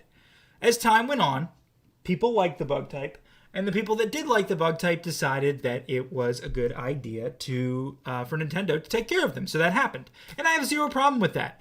But it doesn't change the fact that today we are going to say some terrible things about bug types, because it's still the worst type in all of Pokemon, and probably still is. If not, it's probably between bug and normal, but I would still say bug. I still think some of the bugs they've released as of late are just really bad and have a lot of weaknesses. So let's roll with it. What is the best bug type? Even though we're talking about good Pokemon, we're talking about a bad type. However, there is one redeeming bug type in Gen 1, and his name is Pinsir. Pinsir is bug and fighting. And if he wasn't bug and fighting, 0% chance that he would even be on this list. It's redeeming. Scyther is decent too, but here's the thing: if you think about this, in the frame of view of Generation 1, bug types had no good moves. They had Fury Cutter, String Shot. Do they have anything else? X Scissor, which was 70 power, and that's it. They didn't have anything else. But with Pinsir, you can have X Scissor and fighting moves. That's where the difference comes through here. Pinsir is definitely the only option. But Gen 2, oh, this is a horrible list. This is a horrible list, but you know what? There's Heracross, and he's also a fighting type. Actually, hold on a second. I don't think Pinsir's a fighting type. I think he's pure bug. But he learns a lot of fighting moves. I believe that's the case. If anybody commented before I said this, no problem. You can leave your comment anyway. It's good for the YouTube algorithm. Everyone should comment. But Heracross is actually probably the best bug type of all time. I'm going to have to look at the rest of this list before I make up my mind. But I think Heracross is the best bug type of all time. I mean, come on, man. He's a monster. I don't need to explain anything else. This is a bad generation of bugs. This is a bad generation of bugs. You have Butterfree copy, Beedrill copy, whatever this is that shouldn't exist. Yanma copy, kinda cool. Fossil, really bad. Air Mattress, get Signal Beam and Tail Glow. That's the only thing that we remember about this thing. And the thing is Volbeat is the answer. Volbeat is the answer because it's the only Pokemon in the game that's not named Manaphy that gets the ability Tail Glow. If you don't know what Tail Glow is, it is one of the few moves that boosts either attack or special attack, in this case special attack, by not 2 stages, 3 stages. 3 stages. You use it twice, your special attack is maxed out. Will Volbeat get one-shot by pretty much any Pokemon in the game? Yes. But if you're smart, if you give this thing a priority move and a focus sash, you Tail Glow once, you could sweep if you have the right moveset against the right team. That's the only redeeming quality about Volbeat. Gen 4. It's Vespiquen. I wish it wasn't Vespiquen, Vespiquen is one of the rare bug types in the game that were good in Generation 4 because the Generation 4 bugs were just absolutely terrible. They were terrible in almost every single way. But Vespiquen was okay. Just okay. Gen 5 is when they started to take care of bug types.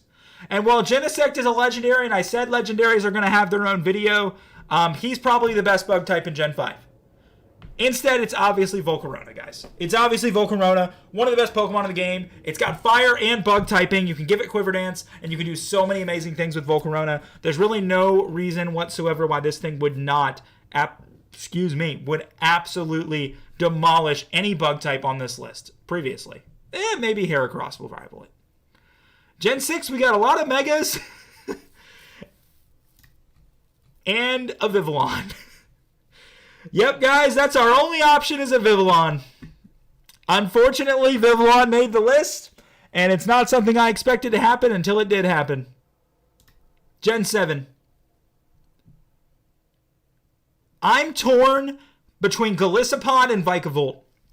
Golisopod is a monster, okay? He has First Impression. First Impression is one of the most broken moves in the game when it was first introduced. I mean, monstrous. But Vikavolt is the best regional bug they ever made. The regional bugs before were this, Liavani, Kricketune, Beautifly, Ledian, and Butterfree beforehand. And then you come out and you do an electric bug type that was so awesome. They did such an incredible job with this thing. But I'm still going to go with Golisopod. Listen, I don't see a world where Golisopod... Maya, can you stop? Get down. Get down. Thank you. Where Golisopod is not the single best bug type in Gen 7 because of First Impression. It's just too good. It's too good. Generation 8. It's Centiskorch. I was thinking about Orbeetle, but I think Centiskorch is just better. I think his ability is really good. I love his typing. Yes, you're quad weak to rock, but the fact that he has fire typing gives him so much more offensive capabilities than most bug types do. I love Centiskorch. I think he's an excellent Pokemon. Generation 9. I gotta tell y'all something about Spite Ops.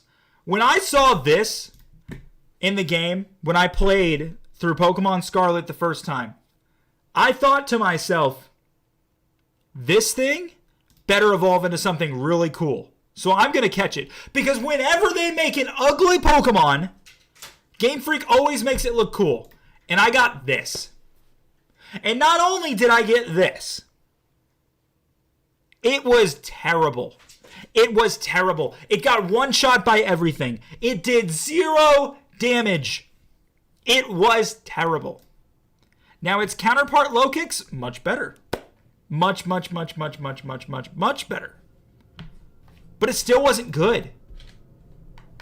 And then you have Mr. Dung Beetle himself, Rellor, who I thought was kind of funny, but not really all that good. And then he evolved into Rabsca, which unfortunately is the best option out of all these terrible options on this list. Because I'm not going to include gimmick forms here. So, congratulations, Rabsca. You're the only option I have. Take your psychic piece of poop and welcome to the list. But who's the best? It's Heracross. Listen, there is no way that it isn't Heracross. There's just no way. It had to be, so it was Heracross. That's going to do for the video. Thank you guys for watching. If you like this video and want to see more, go down in the description below. There's a playlist full of these videos. Full of them. And we're going to be back at the same time tomorrow to talk about some rock types. So do me a favor and tune in tomorrow. I'll be happy to see you. Leave me a comment. Let me know that you're here. And you guys have an excellent day. Take care.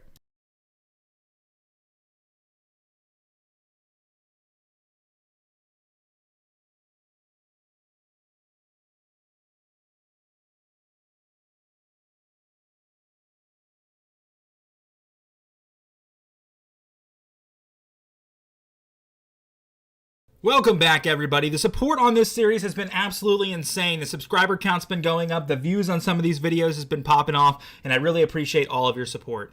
We're going to talk about some rock types today, and without taking too much time, let's go ahead and get into it. But I do want to mention that if you have been enjoying these videos and have been enjoying this type of content, to please like the video and comment down below and let me know what your list would look like. And the trash people show up the second I hit record. So now we get to listen to a garbage truck in the background. If you listen up, you may be able to hear it.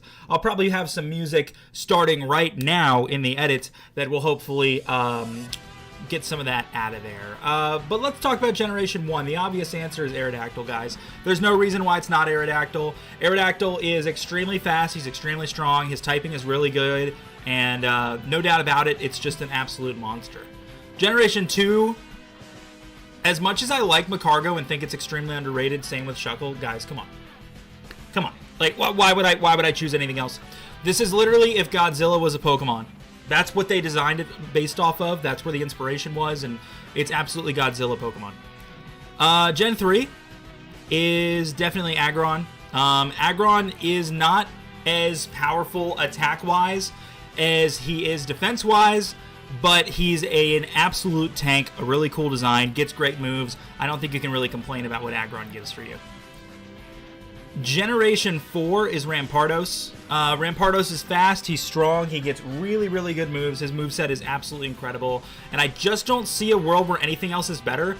Bastiodon is a great tank. He's an excellent tank, and if Rhyperior wasn't both rock and ground, I might consider him. I might. But Rhyperior being both rock and ground just gives him quad weakness to water and grass. Plus, he's still weak to fighting as well. It just isn't a good combination, unfortunately. And weak to ground. Like, he just has so many weaknesses, as good of a Pokemon he is. Generation 5. If Defeatist didn't exist, Archeops would be good, but Defeatist exists. So it's Gigalith. In regards to a regional rock type, which is something that some generations have and some don't, Gigalith is not one of the better ones, but it's pretty good. I think of this thing as Golem without ground typing and pure rock. And I think it does a lot of good things and gets very good moves. Generation 5, though. Sorry, this is Generation 6. And it's obviously Tyrantrum. This thing is basically better than Rampardos, and it has the Strong Jaw ability, which, if I'm remembering properly, is one of the first times that ability was ever used, if not the first time, and it gets every single Fang with it. It's a really, really good Pokemon, and you can also give it some really, really strong rock moves to increase that as well.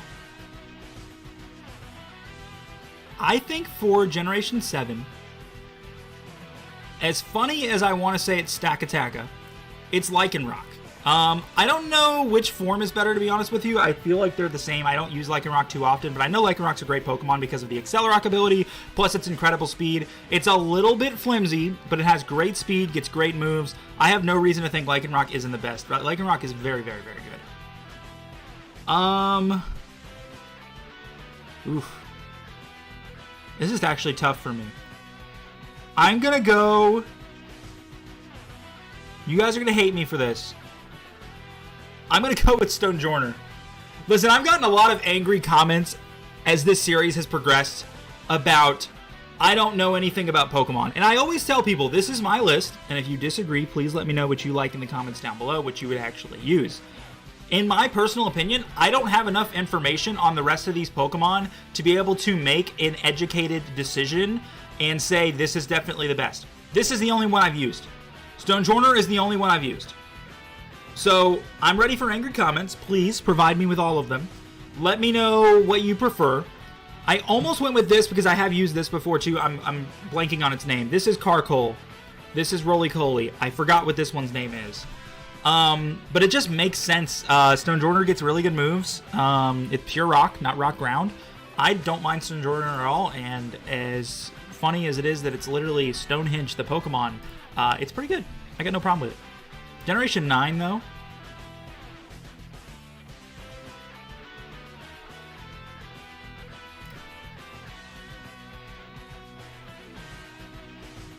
Yeah. I mean, As much as I actually want to say this is the best, it's not. It's Glamora. Glamora is not a good Pokemon. It's not. I don't like its typing. I don't like its moveset. I don't like its attack and defense. I just think Glamora is kind of trash. But so is everything else on this list. So you kind of just gotta go with it. It's not a good Pokemon, but it's there. That's really all I can say about it, is that it's there. But the best, come on, guys. It's an obvious choice. If this thing was still rock and ground, it'd be so much worse. Dropping the ground typing in favor of dark was a huge pickup for T-Tar. And it's an excellent Pokemon and definitely the best rock type. So that is my list. Hope you guys enjoyed it. This was a little bit of a faster one. I think there was a lot more definitive Pokemon indies. Let me know, guys, if you are interested in doing your own list. Please feel free to fill it out in the comments. And that'll be it for me. Have an excellent day. And I'll see you tomorrow where we talk about ghost typing, which some generations don't have so many of. So that'll be fun. We'll see how that goes.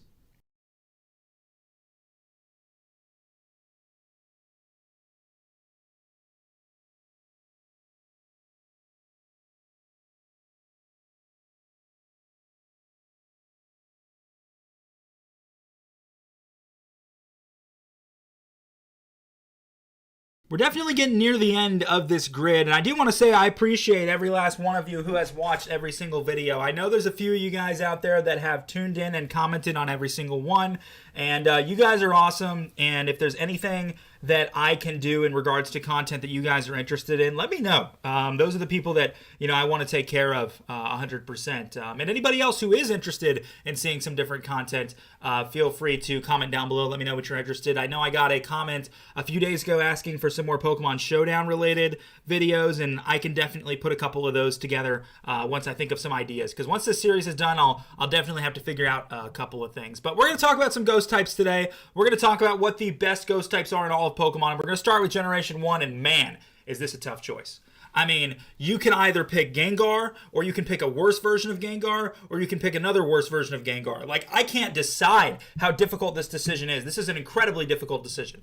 Oh my goodness, I can't believe it, dude. I can't decide. I can't decide. This is so difficult to decide. This is really, really hard for me to decide between. I don't know. I don't know. This is a really difficult decision. I really don't know. I guess we're going to have to go with Misdreavus. I guess so. I didn't want to, but I had to. Generation 3. It's Sableye. And here's why it's Sableye.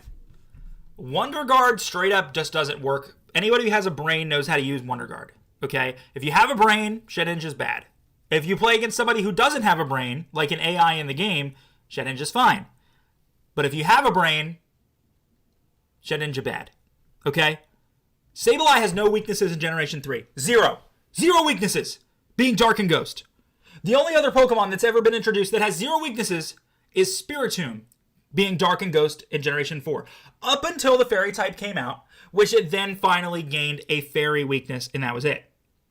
No other Pokemon has ever been introduced without a weakness. And no, I'm not counting Electros, because Mold Breaker exists, Skill Swap exists, there's other things that can cause that thing to have a weakness. But Sableye? No weaknesses. And I actually think that it's the best just based off that, because there's so many different ways you can use Sableye because of that. And Dusclops just isn't good enough. Dusknoir got introduced in Generation 4, which, upgraded Dusclops, but otherwise, no. No. So for Generation 4, I talked about Spiritomb. I think some of you guys would want me to go Rotom here, but keep in mind, this is base form Rotom. This is not Rotom Wash, Rotom Mow, Rotom Fan, all those. It's not those, right? And the reason why it's not those is because those drop the Ghost type and gain the Electric type, plus whatever type it is. So because of that, Rotom is not the answer, because the base form Rotom is weaker than the rest of those. The answer is still Spiritomb. No weaknesses. This is basically Sableye with better attack. Sableye with better offensive ability and still no weaknesses, so you can still wall a lot of different Pokemon. Great Pokemon. Generation 5. Generation 5. I'm going to go with Chandelure. Fire and Ghost was not a typing we had seen before this. If not, it was on a really bad Pokemon. And offensively and defensively, it actually meshes together really well. Because you can still wall certain typings just like you could with most Ghost types, and you have a lot of offensive firepower. If you bring Shadow Ball and Flamethrower kind of together, or Fire Blast, or whatever fire move you want to use, they go together really well as this thing just being a really strong special attacker. I think this thing's a Nasty Plot user as well. If it's not, then it does have a stat boosting move, maybe Calm Mind, but I think it's a Nasty Plot user as well, and it's super, super strong. Generation 6, one of my favorite Pokemon ever. It's Aegislash. Listen, when you design a Pokemon this overpowered, but at the same time this cool looking, you're going to win my heart over. The fact that you can use an offensive move on Aegislash, and he changes to his sword form, and absolutely one-shots everyone because his stats go from heavy defense to heavy offense. And then you can use Wide Guard or Protect or any sort of defensive move, and he switches to his shield form and cannot be hit at all in his shield form because he just walls everything. What you do with Aegislash is you put yourself in a situation, and this thing gets autonomized. You put yourself in a situation where you're faster than the other Pokemon, and the game is over. You give it Autotomize, you give it Swords Dance, and you wall anything that will be harmful to you. You can wall in time, and anything that you can one-shot, you will one-shot. This thing can destroy anything at any time. Stance Change is the most broken ability Pokemon has ever made. The most broken ability Pokemon has ever made is Stance Change. No one's convincing me otherwise. It 100% is. That's why they have not duplicated it. Because there are other Pokemon in the past that they could have duplicated Stance Change on. They chose not to. They chose not to. They could have. They chose not to. Because they know how broken it was, and they know they made a mistake. And you know what? If Aegislash is not in Pokemon Legends ZA, or a variation, a regional variant of Aegislash potentially, I'll be really sad. Because I think this thing is amazing. It's one of the most iconic Pokemon in Generation 6 outside of Greninja. There's no reason why this thing should not be in the game. And if you make a regional variant, keep Stance Change, maybe change the typing. I think that would be unique and would work out really well. But I also don't know how you change the typing of a sword that's possessed. Obviously, it's Steel Ghost. It makes sense. That's a tough one. We'll think about that for a while. Generation 7. I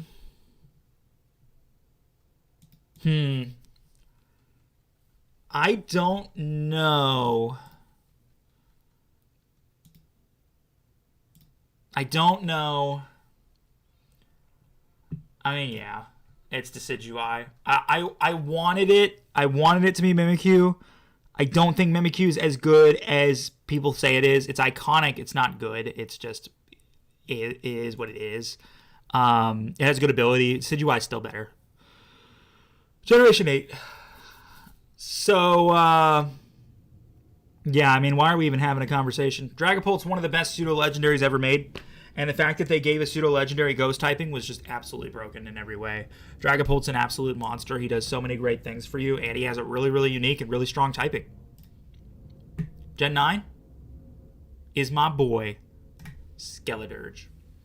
Someone tried to comment, or not tried, someone commented about Skeledirge. Supposedly the fire crocodile is dead, and this is what possessed its body, is Skeledirge. That's supposedly the lore behind this, which I find very interesting, to say the least, to know that this is actually a possessed husk of a crocodile, not actually a crocodile.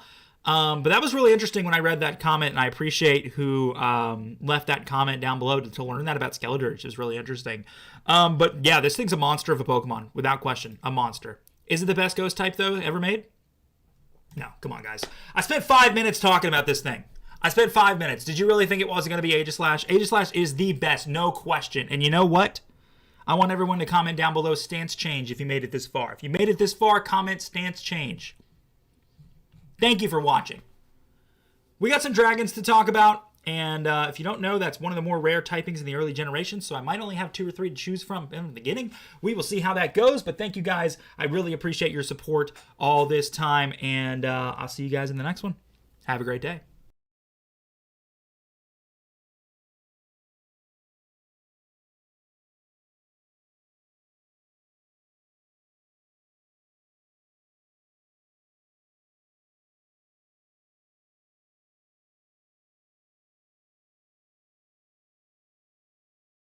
I scrolled all the way to the right side of the list. We finally made it far enough to where I've scrolled all the way to the right side of the list. We are almost done with this, but we've got to talk about a few more typings, starting with the dragon type. So hey everybody, welcome back.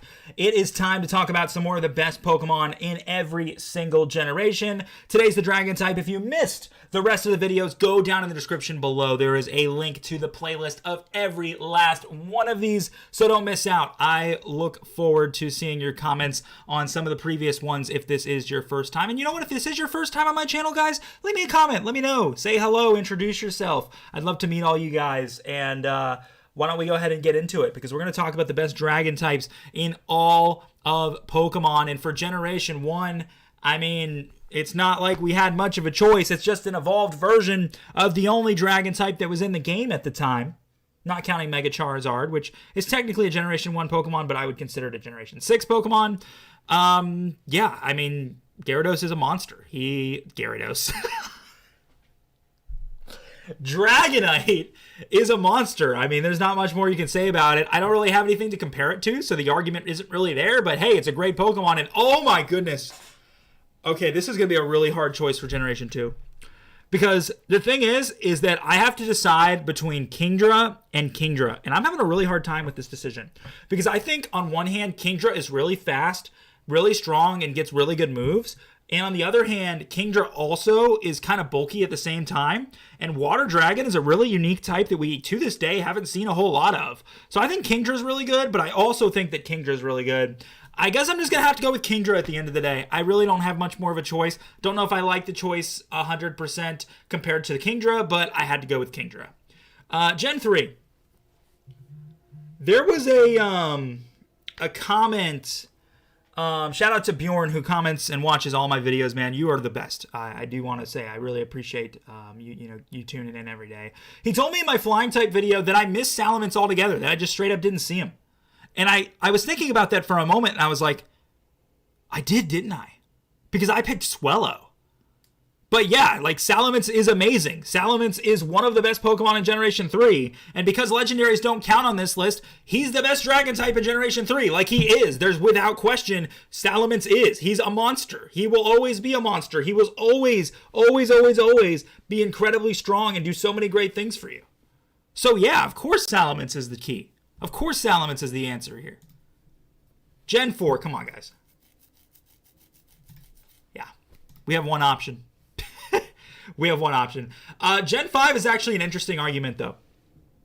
Because it's between Hydreigon and what does Fracture evolve into? Haxorus. Hydreigon and Haxorus. Here's the thing with Hydreigon.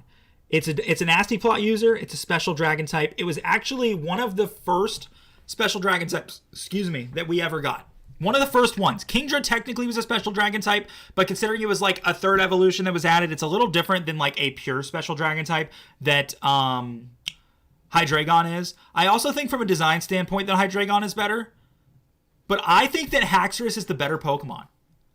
There's something about having that physical dragon type that also gets Swords Dance and Dragon Dance that makes such a big difference. Dragon Dance alone, with how good Dragon Dance is, being able to raise both your attack and your speed at the same time, immediately makes physical Dragon-type Pokemon just better.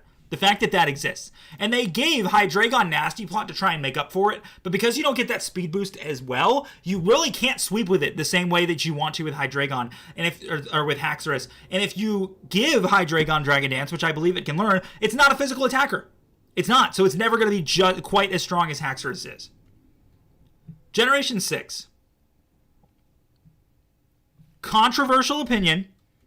I know a lot of people like Goodra. Goodra's trash, guys. Goodra is a trash Pokemon. If you think this is good, I don't understand what it was that the rest of your team was that made this thing stand out. This thing's trash. Noivern, though, Noivern's a monster. Noivern is a monster. Great Pokemon all around, and one of the best they've introduced in Generation 6. And they didn't introduce a whole lot of new Pokemon in Gen 6. It was mainly focused on the Megas, but they got a lot of Dragons, and Noivern was definitely the best one. Gen 7. For the memes, I want it to be a Alolan Executor.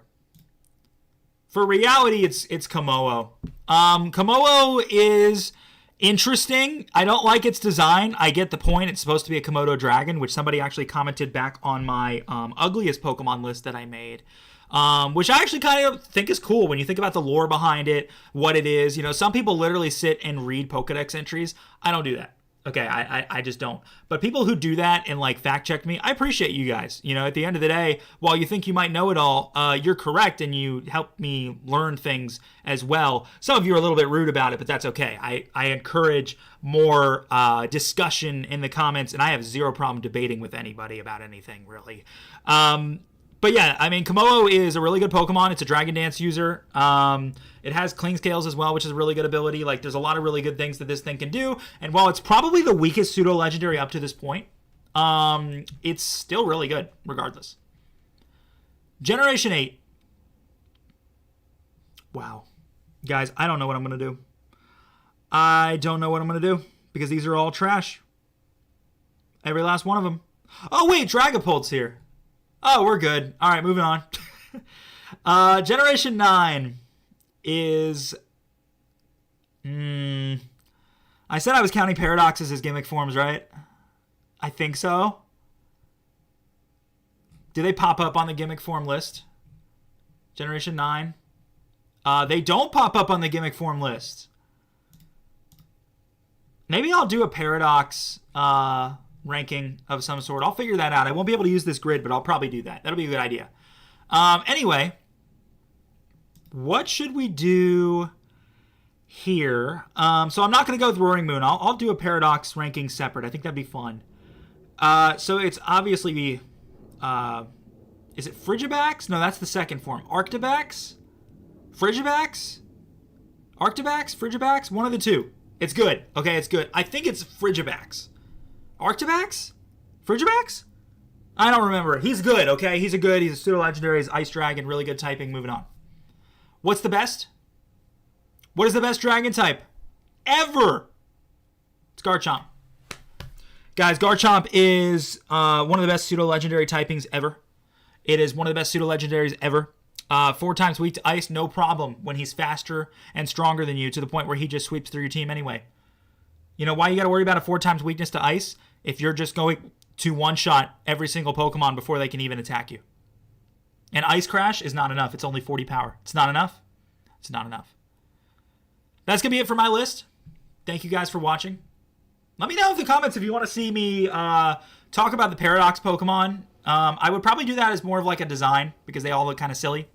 But I'd be down to do that. Thank you guys so much for watching. And if you want to see more, you know what to do. And I'll see you tomorrow for the Dark types. Have a great day.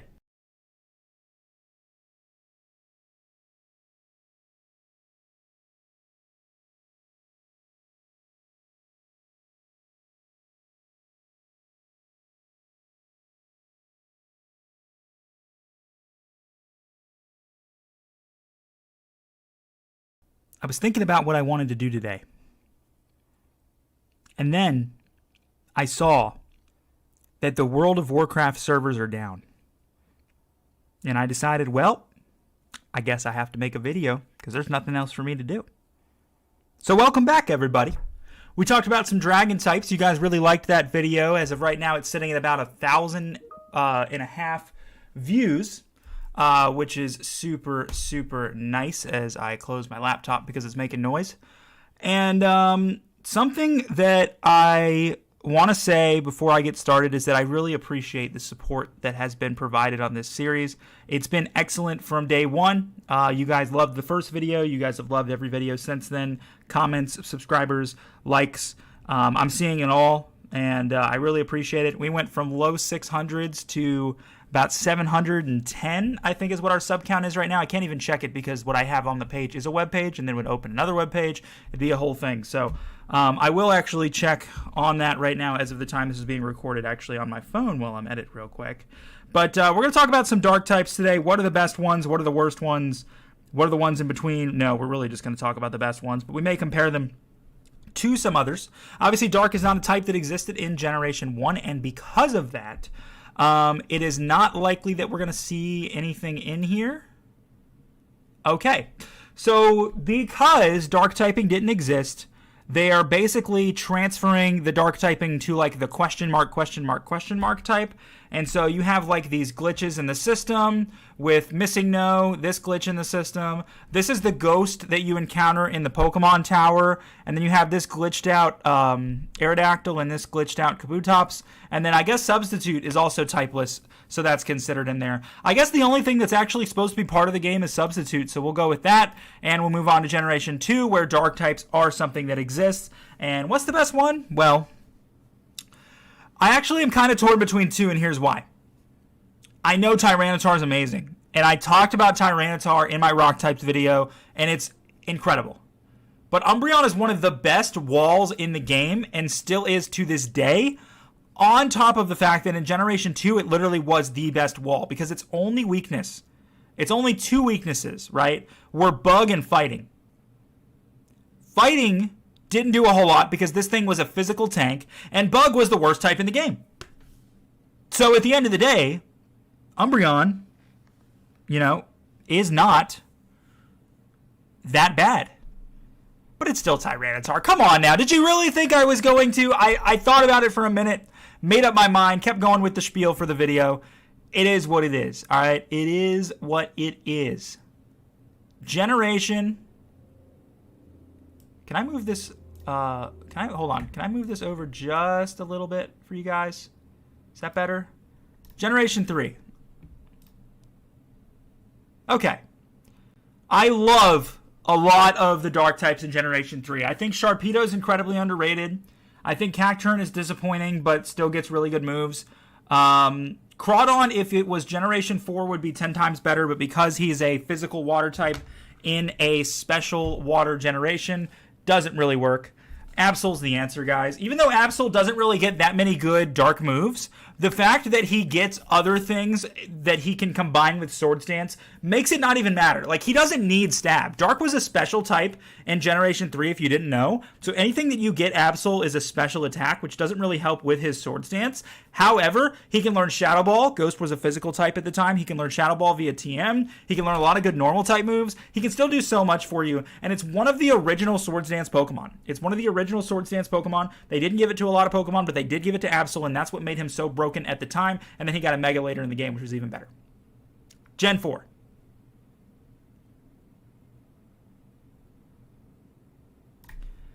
Skuntank has one weakness to ground. One. And it's a tank. Its name is Skuntank for a reason. It's a skunk tank. It's not getting one shot by Earthquake. It's just not. This thing can do so much for you defensively that no other Pokemon can. Generation 5. I mean, jeez. Is this the Church of the Flying Spaghetti Monster? What is that? The answer is Hydreigon. I don't even need to argue this one. Hydreigon's one of the best Pokemon they've ever made. It is one of the first times doing a pseudo-legendary that was a special attacker, and it was just a monster. I like Zoroark, I like Crocodile, I like Bisharp. The answer is obviously Hydreigon, though. I can't go with anything else. It has to be. Has to be. Gen 6, come on, guys. Come on. This is the best dark type I think they've ever created. I'm going to see what the rest of this list looks like. But Greninja, and I've talked about Greninja so many times in the past, is one of the best Pokemon ever made. One of the most iconic Pokemon ever made. One of the most popular Pokemon ever made. This thing is incredibly strong. It's incredibly fast. It gets really cool, good moves. It's got awesome design. This is an excellent Pokemon through and through. Zero questions asked. Greninja is amazing. Generation 7. I'm actually going to go with Incineroar here. I like Guzzlord's design. Okay, I do. But Incineroar is a better Pokemon. Incineroar is a better Pokemon through and through. Fire and Dark is a type we've seen plenty of times before, but not quite the way that Incineroar works, being a physical attacker instead of a special attacker. And with how horrible of a design, in my opinion, Litten was, literally just being a red cat, this is a big red cat, and I guess it works a little bit better. It also looked at the time when we saw it that it was going to be fire fighting. They made a good choice not going the fighting route and keeping it Fire Dark. Generation 8. Let me tell you guys something. Grimmsnarl is one of the most underrated Pokemon ever made. Here's why. It is the first ever of its kind, Dark and Fairy. Meaning, it is still weak to Fairy, but it resists fighting and can actually destroy them with Fairy moves. It still destroys dragons. It doesn't get hit too hard by bug types. It gets a really diverse moveset of Dark Fairy moves that also gets benefited by Nasty Plot. I think it gets Calm Mind as well. I think Grimmsnarl is just really underrated. I think he really is, and his G-Max form is awesome. His G-Max form is awesome. This guy looks like two different things. He looks like either a Titan from Attack on Titan, or he looks like a Susanoo from Naruto. I can't really decide which one. You can kind of interchange. He also looks like one of those giant robots from Evangelion. You could really compare all these things. And I guess the opinion I have is controversial because an ambulance is coming by. Wow, I didn't know it was that controversial if the ambulances got called on me. All right, Generation 9. There are not any good Yark types in here. Not at all. But it's King Gambit, guys. Come on. King Gambit was the evolution for Bisharp nobody asked for, but everyone was happy with. Everyone loved it. Nobody asked for it. Everybody loved it. King Gambit is a very strong Pokemon, and I don't really have much else to say about it other than the fact that it's the obvious choice. Not to mention, it's a really, really cool design. It is a really, really cool design. It really is. It really is. But what's the best? Don't overthink it. I mean, this is very obvious. Greninja, he is just such an incredible Pokemon. And that's going to do for our Dark types list. Thank you guys so much for watching. We've got some Steel types to talk about tomorrow. So I will see you all then.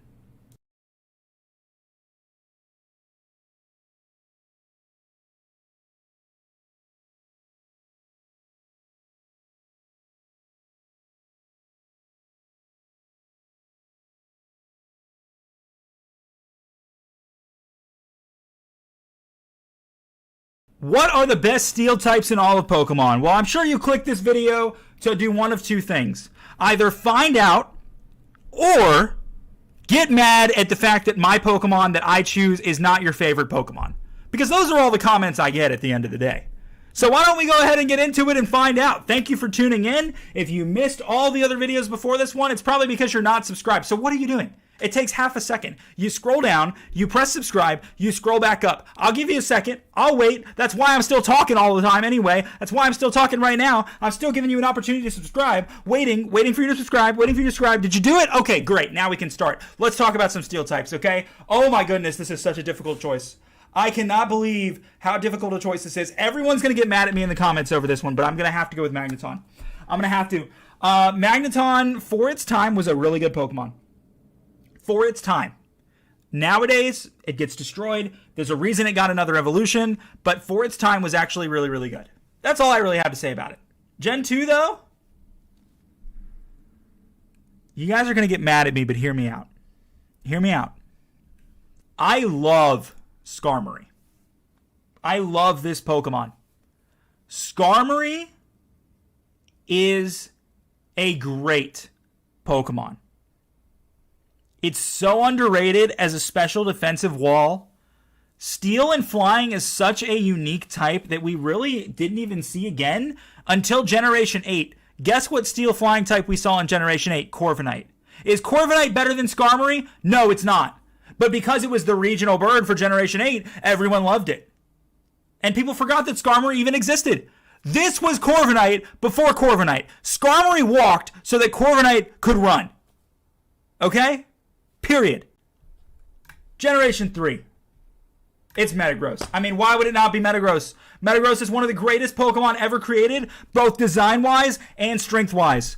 Unfortunately, Psychic, being a physical attacker and being a Psychic type didn't work for it in Gen 3, but after the physical special split, it was perfect. And even in Gen 3, even if you continue this and consider this in the context of Gen 3, it's still better than all these Pokemon. Like, Gen 3 created this. Gen 3 made this. Like, if that's the basis that you're building off of, like, if all of the steel types are amazing and then Mawile exists, all of the grade of the steel types goes from, like, S tier to, like, B tier just because of Mawile. He really brings the team down that much. They carry him so hard. But yeah, it's Metagross. It's obviously Metagross. There's never been a list with Lucario on it that I didn't click on him. Lucario is quite simply the greatest Pokemon ever made. It is. Lucario is incredible. It is incredibly well designed. There was this movie I saw when I was a kid where Lucario was the star and he talked, and I thought that was super cool. They added him to Smash Bros. Brawl, and I loved using him. He was so incredibly strong and so fun to use. They gave him a Mega Evolution, and he was even more fun to use. Lucario is just the man. He is so incredible. He is such a strong Pokemon. He is such a well-designed Pokemon. And I don't know if I've ever met anybody who says Lucario is bad or doesn't like him. Personally, I don't think so. Let's talk about... I'm going to have to fix this. Hold on. This is real-time editing, guys, because I don't like editing. Real-time editing. Look at this. Look what I'm doing here. Real-time editing. You guys see it all now? Yeah? You guys can see it all now? Perfect. All right. So look at this. For Generation 5, I don't remember there being a mechanical Tyranitar in Generation 5. Is that Pokestar Studios something? Probably. They just put them in there because if people want to talk about designs, they can throw that in there. So that's fine. What is the actual answer for Generation 5? Well, I talked a lot about this Pokemon in the Grass types video, and I'm going to talk about it again because I think Ferrothorn, from a competitive standpoint, was probably, at one point in time, the greatest wall in the game for like 4 generations. Generation 5, 6, 7, and I would say 8 as well. Ferrothorn was that Pokemon you sent out to set up spikes, stealth rocks, and maybe you even had Toxic on him. And then maybe you had Power Whip just in case they're not expecting something because of how strong of a move Power Whip is. But mainly this is just a setup Pokemon. You just make sure you throw it out when there's not a fire type on the field. And if your opposing opponent doesn't have a fire type, you win with Ferrothorn. You just set up your hazards and you're good to go. Oh my goodness, dude. Come on. Come on. This is the most broken Pokemon that's ever been created. I said it in my Ghost Types video. I'm saying it again. Aegislash is the most broken Pokemon that has ever been created. Stance change is so broken, there's a reason we haven't seen it again. There's a reason we will never see it again. It is so incredibly broken. I'm hoping that in Pokemon Legends ZA that we see this again. But I understand from a balancing standpoint, it might not be the best to do so. But dude, Aegislash is amazing. It is amazing. Generation 7. Wow. I'm not counting legendaries or ultra beasts. So my one option is Togedemaru. Ah!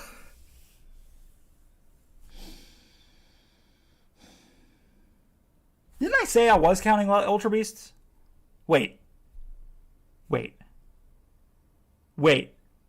I think I put an Ultra Beast in one of these videos. I can't put Togedemaru in this list. I just can't. It's Kartana.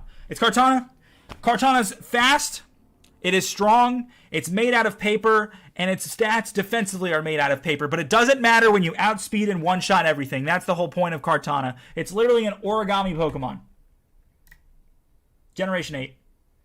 I just said earlier, Skarmory walked so Corviknight could run. Corviknight is a great Pokemon. I just wanted people to give Skarmory more credit. But Corviknight is still a great Pokemon as well. And probably, I don't think it's better than Skarmory. I think they're both pretty even. Corviknight might get better moves, though. We'll see. Skarmory hasn't been in a game in a long time.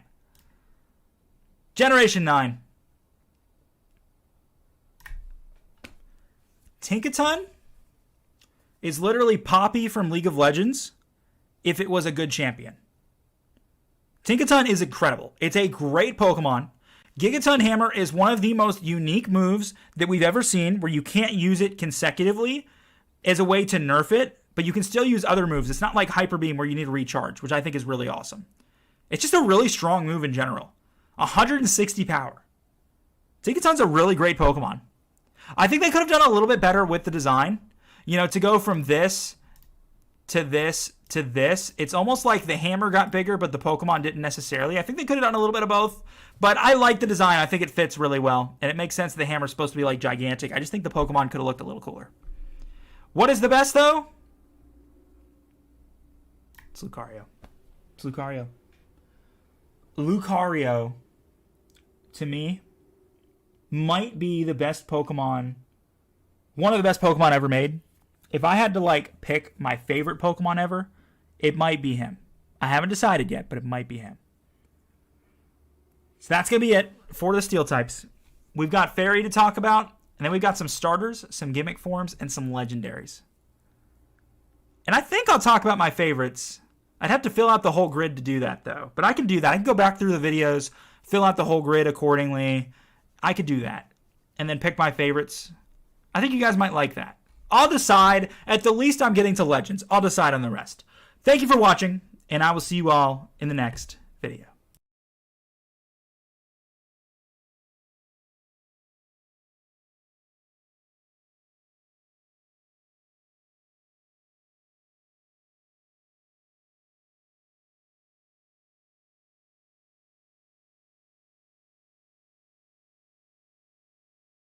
There comes a time in game balance where you get sick of the same thing, so you add a type that no one asked for but everybody was happy about. And that's what the Fairy type is.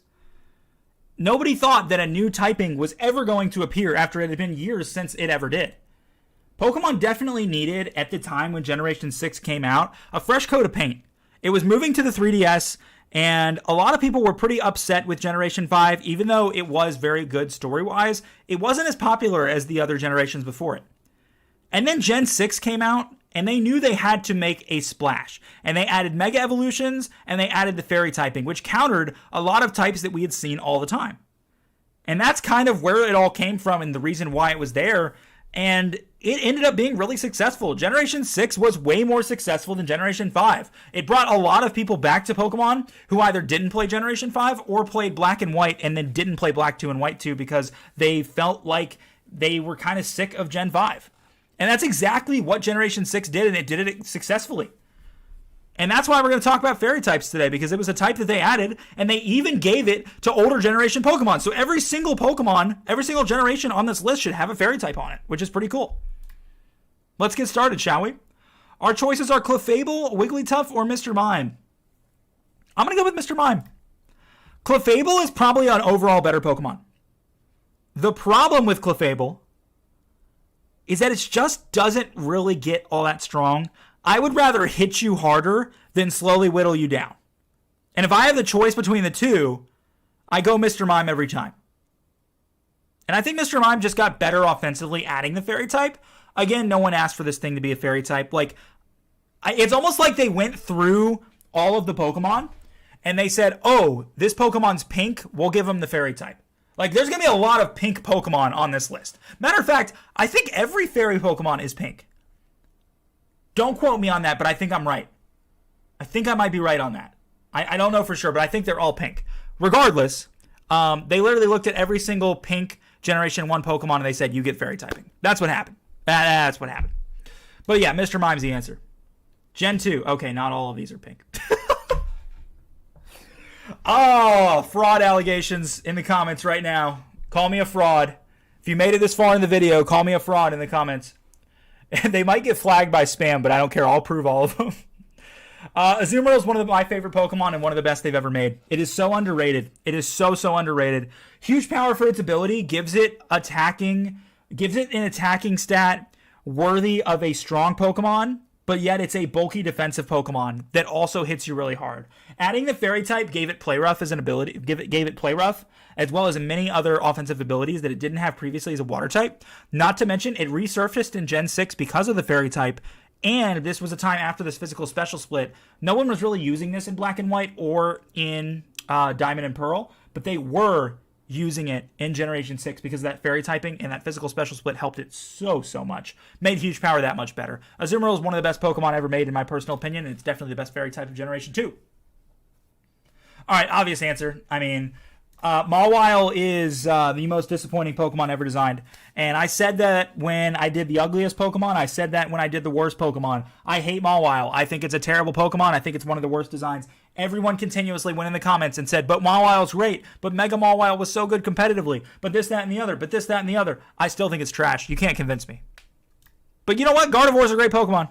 Great Pokemon. Let me sing some praises for a minute. This is a positive video, right? We got to get some positive vibes in here. Gardevoir's great. I do think the Gardevoir's great. I also, at the same time,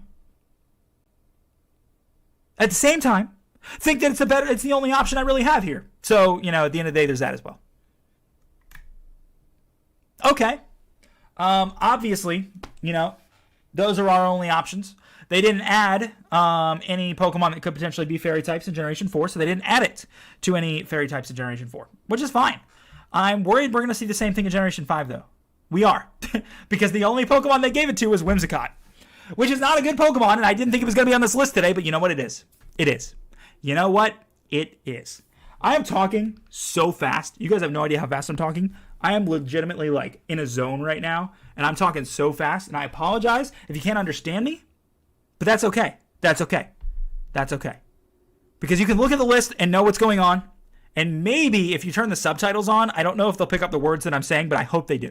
I hope they do. Okay, now we got some options. Because this was a generation when Fairy type was introduced here in Generation 6, right? And because of that, they added a whole bunch of Pokemon and gave them Fairy typing. And there's some good ones in here. I think Florges is pretty good. Okay? I think that Aromatisse is terrible. I think that Slurpuff is terrible. And I think that Klefki is one of the worst designs ever made. But it's still the best. Klefki, people were judging the Generation 4 designs a little too much. Or sorry, the Generation 6 designs a little too much. They do understand that in Generation 5, we literally had a garbage Pokemon, right? A Pokemon that was just possessed trash. I don't mind a set of keys. It's a set of keys that are possessed. Maybe you could have argued that this should have been a ghost type, just like how Aegislash was a sword that was possessed. I think that might have made a little bit more sense. But they made it a Fairy type, and it was a really good Pokemon for a long time. So you really can't complain here, can you? Gen 7. I want it to be Primarina or Mimikyu, but I can't decide. I'm going to give it to Mimikyu. To have an ability that is Substitute and still be able to use Substitute is pretty broken. It was a really, really cool Pokemon when it was first introduced. I didn't give it credit in my Ghost type video because there was something better, but I legitimately think that Mimikyu is really iconic, and it's probably the best option here. It's as I'm yawning because I yawn in every single video that I make, and if you don't hear them, I guess that I'm doing it the right way. But yeah, I mean I like Primarina. I just think Mimikyu is better. You can do more things with it because of how gimmicky it is. Generation 8.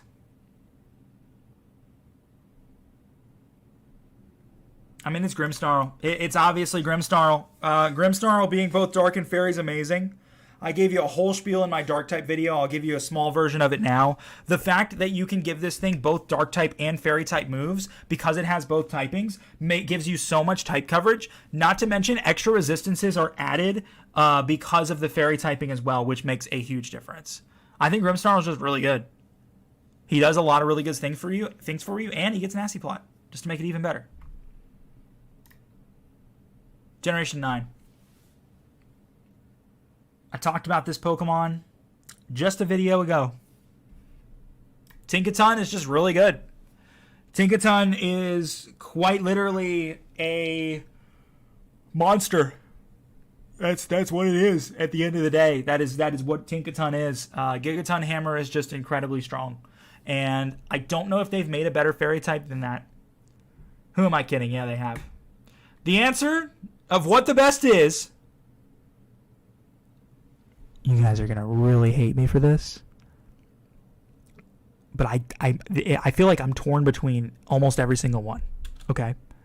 And I've got this in my radio, my ASMR voice here, because I'm going to be very gentle with you as I tell you that the choice that I'm obviously going to be making is Whimsicott. And here's why. No, I'm not going to do Whimsicott. Who did you think I was? Gardevoir is the answer. Gardevoir is the answer. It's quite simple. It's one of the strongest Pokemon ever made. It has always been one of the best psychic types in the game, and then they gave it fairy typing, which gave it even more offensive power. Need I say anything else? No, of course not. Of course not. That's going to do it for the video. We're going to talk about some starter Pokemon coming up, and I will see you all when that video comes out.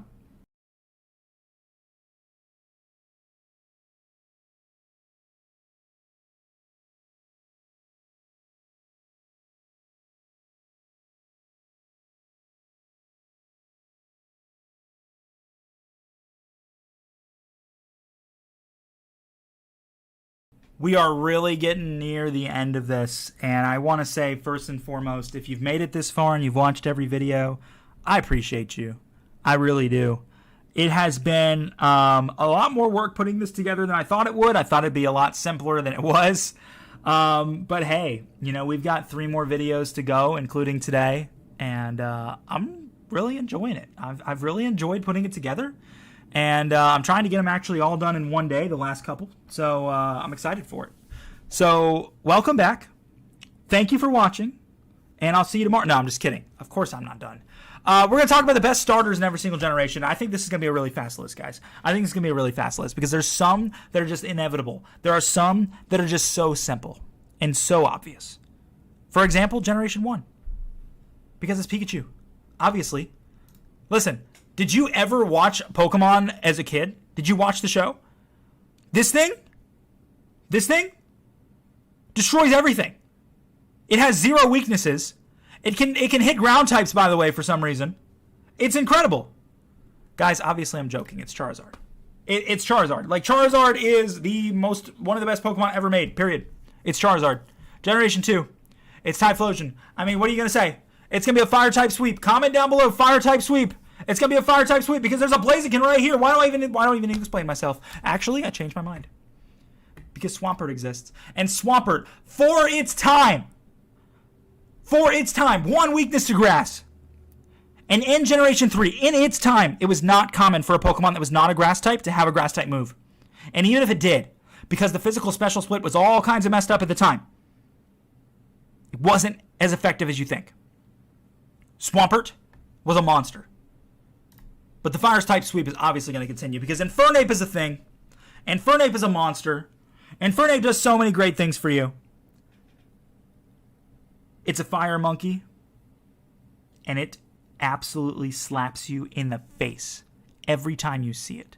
But it slaps you so hard you end up in next week. It slaps you so hard you get slapped on Monday and you wake up on Saturday. That's not next week. That did not work. That reference did not work, but you know what? I'm going to leave it in anyway. Generation 5. Fire type sweep. Emboar is a terrible design. It's not even the best Pokemon in the world, but it's better than the rest because the Generation 5 starters were not good. They just weren't. But that's because they took extra time and effort into the next generation of starters. Because Greninja is here. They put all the design effort into Greninja. They said, this is going to be the Pokemon that everyone's going to like, and we'll just throw the other 2 out there and see if anybody actually cares for them. And of course, everyone picked Greninja. Because why wouldn't you pick Greninja? Generation 7. Decidueye is one of the coolest Pokemon that isn't named Greninja. The fact that this thing just pulls out a bow and arrow and shoots you with ghost arrows is the coolest thing that no one expected. I mean, You look at this and you think, oh, it's an owl. Wait, but why is it a ghost type? Why did it lose its flying type? Wait, what is this move it's learning? And then you shoot something with an arrow and you're like, this is not Pokemon, but I still love it. And that's Decidueye. Generation 8. My personal favorite is Cinderace. But Rillaboom's the best. Grass types are starting to take over a little bit. We've got 2 water, we've got 1, 2, 3, 4 fire, and we've got 2 grass. So grass types are not going to win, in other words. But you know, I think Rillaboom's really good. I think Rillaboom can. Oh, excuse me. Rillaboom is a cool Pokemon. I've talked about before how it's very Donkey Kong inspired is the way it looks. It does a lot of good stuff, and I don't really have any good analysis to put on this at this moment. So I'm going to move on to the obvious choice for Generation 9, which is Skeledirge. If you saw the Generation 9 starters and you picked this, we need to talk. If you picked this, I get it, but I'm sorry that you were disappointed by the fact that it became this. But if you picked this, you were incredibly happy that you ended up with this. Incredibly happy. This guy was incredible. It was everything everyone wanted. Is it the absolute best starter ever made, though? You guys already know the answer. How many times do I need to talk about Greninja before the answer is apparent? It's Greninja. Okay, that's going to do it for today's video. We've got some gimmick forms, we've got some legendaries, and then we are done. I hope you guys have been enjoying this series. Hit that subscribe button. Maybe we hit 800 before the end of the series. I don't think so. I think it might be a tall tale, but let's see. I will see you guys all in the next video. I have a feeling today's video is going to be fast. I feel like there's just one legendary or 2 legendaries that are just 10 times better than the others in every single generation. Let's find out, but I legitimately think that's what's going to happen. So why don't we go ahead and find out what the best legendaries are in all of Pokemon. Mewtwo is obviously the answer in Generation 1. I don't even need to explain myself, do I? Mewtwo is a monster. It's a monster in Gen 1 itself because Psychic type is broken. It's a monster in Gen 2. It's a monster in Gen 3. It's a monster in Gen 4. It's a monster in Gen 5. It's a monster in Gen 6. Not to mention in Gen 6, it also gets 2 Mega Evolutions. Why? Why did they do that? Because they wanted to. Because Mewtwo's iconic. Because Mewtwo is OP. And they figured, why not make it even better? No problem at all. People won't use it competitively anyway. They'll just consider it Ubers, so it's fine. That was what Mewtwo was. Generation 2. I'm actually going to go Raikou here. The speed of Raikou makes him incredibly underrated and underappreciated, in my opinion. I think Lugia is actually really disappointing as a Pokemon. I think Ho-Oh is strong. I think Suicune and Entei are just a little bit behind their time. Raikou, though, as fast as he is, I actually really like Raikou here. I think he's really, really strong. Gen 3. I want to go Rayquaza, but I'll tell you why I won't. Deoxys has like 5 different forms, guys. He has like 5 different forms. You can decide what statistical category you want Deoxys to be good in with all those forms. I think the versatility of that is what makes him so valuable. Also, a really cool design. It sucks you couldn't actually obtain this guy by real means in Pokemon Emerald because they advertised him so much, but you only were able to get him through an event, I believe, that you had to like pay money for, and then it sent you to some island to get him. They had the, was it Moss Deep City? What was the city with the 7th gym? I think that was Moss Deep City. In Moss Deep City, they have this like galactic space station thing, and you think to yourself, oh, I can come back here in the end game and get Deoxys. It never happened. It never happened. And it was really sad because there was so much potential there that just didn't happen. Gen 4.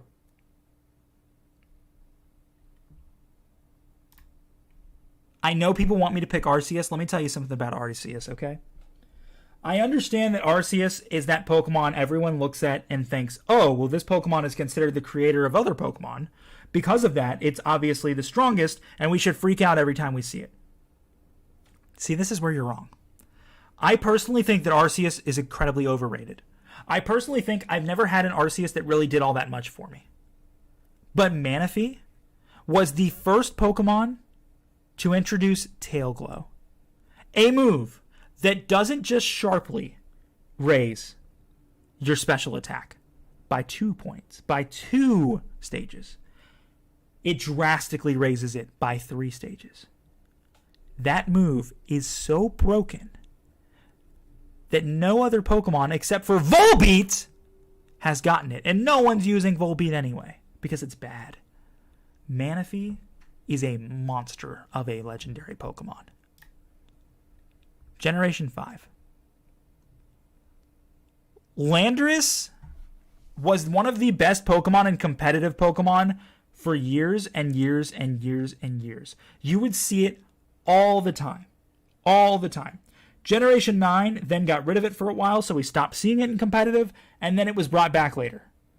Landorus is a really good Pokemon. And in its T form, which I believe is called the Terrain form, is even better because it has Flying type. It is a ground flying type. Think about how broken that is. Ground flying.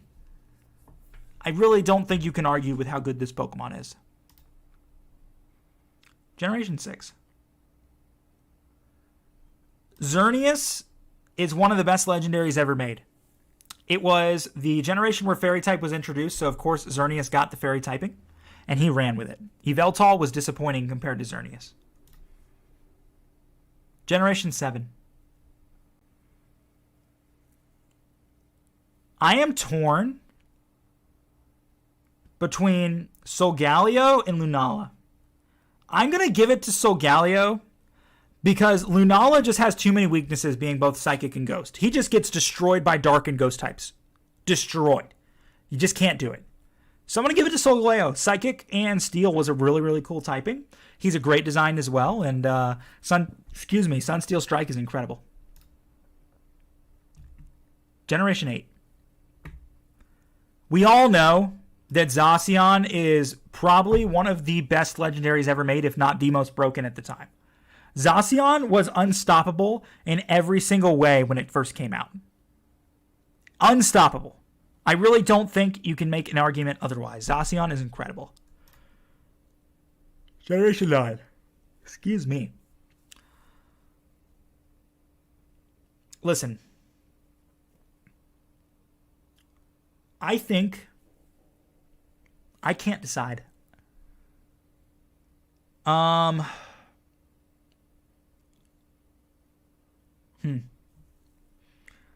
going to go with Miraidon. Yeah, I'm going to go with Miraidon. I think Miraidon is better than Koraidon for sure. It looks cooler, and I don't really have much other analysis to provide because I don't know enough about the rest of these because I did not play DLC. The concept, and I'm going to say it, the concept that Nintendo can sell me a game for $60, give me barely any in-game content to do once I beat the game, and then say, hey, pay $20 more and we'll give you about 6 to 8 hours more of stuff to do. I already paid $60 for the game. I will never buy DLC as a concept. If I find a way to get it for free, in other words, somebody gives it to me, or maybe Nintendo gives it to me for free or something, if this channel, blows up in the future, whatever, I'll play it, no big deal. But I will never pay for DLC. I think it is the dumbest concept in the world. I get it from a business standpoint. I get it. Nintendo's a business. Nintendo wants to make money. Pokemon is one of their bigger platforms. Of course, they're going to do what it takes to get more money. I understand, and I understand that 100%. But just give me a game with post-game content. And if you want to add DLC to give me, more Pokemon or something, whatever. But I should be allowed to play post-game content. I shouldn't be just like, oh, well, you take out the Professor after you take out the Pokemon League, and you catch your Koraidon or your Miraidon, and then you're, done, and all you can do is complete your Pokedex. That's all there is to do. That's not acceptable. Because back in the day, that's not how the games worked. There used to be so much stuff you could do after you beat the main story. But now they just put it in the DLC and make you pay more money for it. And I just don't agree with that. I don't. So I didn't play DLC. Basically, long story short. I did not play DLC, is the long story short there. I skipped gimmick forms, didn't I, guys? I skipped gimmick forms. That's okay. We're going to do gimmick forms tomorrow then. We're going to do gimmick forms tomorrow. I got so excited to talk about legendaries that I skipped gimmick forms. I didn't even realize this till now. So we'll do the gimmick forms tomorrow, and that'll be it for everything. But first off, we got to have a conversation. We got to have a conversation about what the best legendary is. It's Mewtwo. I mean, it's Mewtwo, it's Mewtwo, it's Mewtwo, it's Mewtwo. It always is. Thank you guys for watching, and I will see you all in the next video.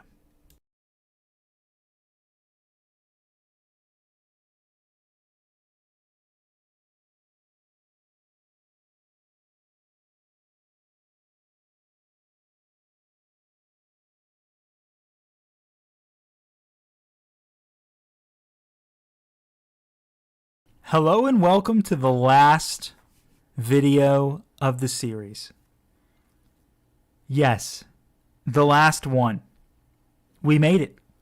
After about a month's worth of probably time, but I think it wound up being 20 or 21 total videos were made, which was really awesome.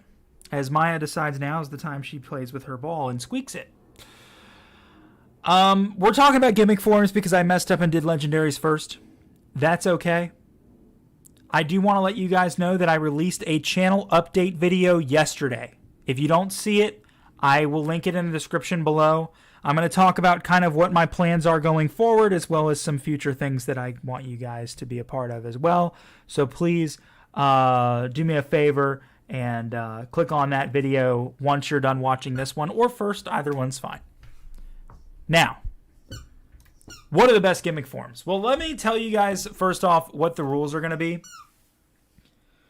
Mega evolutions are so incredibly amazing that this cannot be a power-based video. It has to be a design-based video. So it's going to be a design-based video, period. That's just how it has to go. It has to be a design-based video because there is no chance that terrestrialization or Z-moves or G-Max is better than Mega Evolution. Well, actually, those wouldn't have forms, but G-Max would. So that's just kind of how it has to work. That's how it has to be. And let's get into it. Gen 1. What is the best designed gimmick form of Generation 1, guys? Well, I'll tell you what I think it is. It's their beardy boy himself. If you give a crab a beard... No, I'm kidding. I will say that's the first time I've ever seen that, though. It's Mega Charizard X. Guys, Mega Charizard X was everything we wanted Charizard to be since it was introduced. The fact that there was a dragon typing that was in the game, but Charizard looking like a dragon, flying like a dragon, getting dragon type moves, did not get dragon typing, was ridiculous. And then they gave us Mega Charizard X, and everybody was forgiven. Great decision. Definitely the best in Generation 1. Generation 2 gimmick.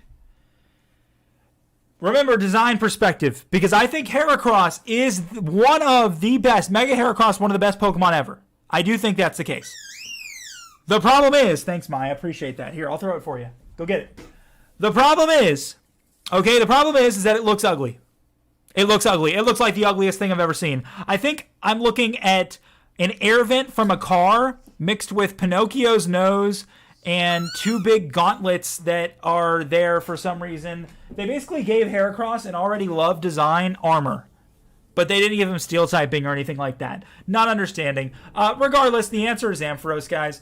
Nobody expected Ampharos to get dragon typing, and it worked out really well because it was already a special attacker. Give it Dragon Pulse, and you're good to go. Ampharos is pretty solid. Gen 3, we have a lot of Megas from Gen 3 thanks to Omega Ruby and Alpha Sapphire. But the best designed one, what is it? I love Mega Aggron. I love... Thanks, Maya. Mega Salamence and Mega Metagross. I don't like Mega Latios and Latios because they look the exact same. That's why I don't like them. Primal, Kyogre, and Groudon were really cool. You know what? I'm going to give this to Primal Kyogre. Strictly from a design standpoint, this is one of the most appealing Pokemon to look at. It actually uses a lot of similar colors. Terapagos actually uses a lot of similar colors to Primal Kyogre. But Primal Kyogre is just awesome, man. I love this thing. It's Just really, really well designed. I like the colors on it, and it looks menacing. You know, it can do some damage to you. We knew this was coming, guys. It's Lucario. It's Lucario. Mega Lucario isn't that much of a change, but it literally changes Lucario as a fighting type into Naruto. That's exactly what they did with him. Don't act like that's not what they did with him. Generation 5. So we can consider the black 2 and white 2, I forgot what the place was called. We can consider that as gimmick forms. If we don't, we have Mega Audino and G-Max Garbodor. And we're going to have to go with G-Max Garbodor because I'm not considering those because I've never actually played that portion of the game. But for the memes, we're going to put the legs there. All right, we're going to put the legs there. And anybody who skips to the end of the video is going to wonder why I selected that and come back to this point. So you got debated. Congratulations. Gen 6, this is when they introduced all these megas. So they're counting all of those as Gen 6, but I'm not going to count them as Gen 6. I'm only going to count the actual Gen 6 ones as Gen 6, which means my options are Diancie, and that's it. Maybe we get rid of that rule and we pick another one. But even then, I got some options cut off. Hold on, let's scroll over here. I'm gonna have to go with Diancie, guys. This is the only way the rule makes sense. I already picked Charizard over the rest of those. It's got to be Diancie. Maya keeps asking me to throw her ball. I keep throwing it, and then I have like 2 minutes to speak, and then she comes back. Gen 7, guys, you knew the answer. It's a Alolan Executor. This is not only... Where's your ball? This is not... Let me throw this first. This is not only the most memeable Pokemon in the entire world, but it's also hilarious, and I just can't not pick it. Now we got G-Max forms. Now we got some G-Max forms. Maya, bring me the ball. Bring me the ball. Bring me the ball. Thank you. Let me have it. Drop it. Drop it. Good girl. G-Max forms are all pretty cool. They did a great job with them. Here's all of them. The absolute best G-Max form, though, without even questioning, guys, it's Inteleon. This is a Pokemon with a sniper rifle. Don't act like you didn't think that was the coolest G-Max form they could have possibly come up with. A Pokemon with a sniper rifle. Up on a sniper tower. Coolest thing they could have possibly done. Great G-Max form. No question. Gen 9, we're stuck with the Paldean variants. And guys, this channel's name is Wigs Gaming. And back, I've used the name Maya. Give me one break. 1 second. I have used the handle Wigs for about, at this point, more than 10 years. When Alolan Doug Trio came out, and it was... She will not stop. Hey. Last one. I threw it really far. When Alolan Doug Trio came out, right? It was Doug Trio with a bunch of hair. And so I immediately decided that Alolan Doug Trio had to be like my thing because it was Doug Trio with wigs on them because they were just wearing wigs. And I went with that. Then they release a version of Diglett called Wiglet. And I thought to myself, I have to embrace it again. Without question, had to embrace it again. What's the best though? Come on, man. It's a Pokemon with a sniper rifle. It's a Pokemon with a sniper rifle. What do you want me to do? I will never not pick a Pokemon with a sniper rifle. It's too elite. That's the video. It was a fast one. I apologize for the squeaky ball noises. This dog's happiness matters way more than my own. So please oh my gosh, Maya, relax. This dog's happiness matters way more than a good video. So if you had a problem with the audio, you could have just skipped to the end, I guess. Thank you for watching. There is a channel update video that I made yesterday. It's in the description down below, or you can click on the channel and get yourself there. Watch that channel update video and comment on it because I need some feedback from you guys. Thanks so much for watching, and I'll see you in the next one.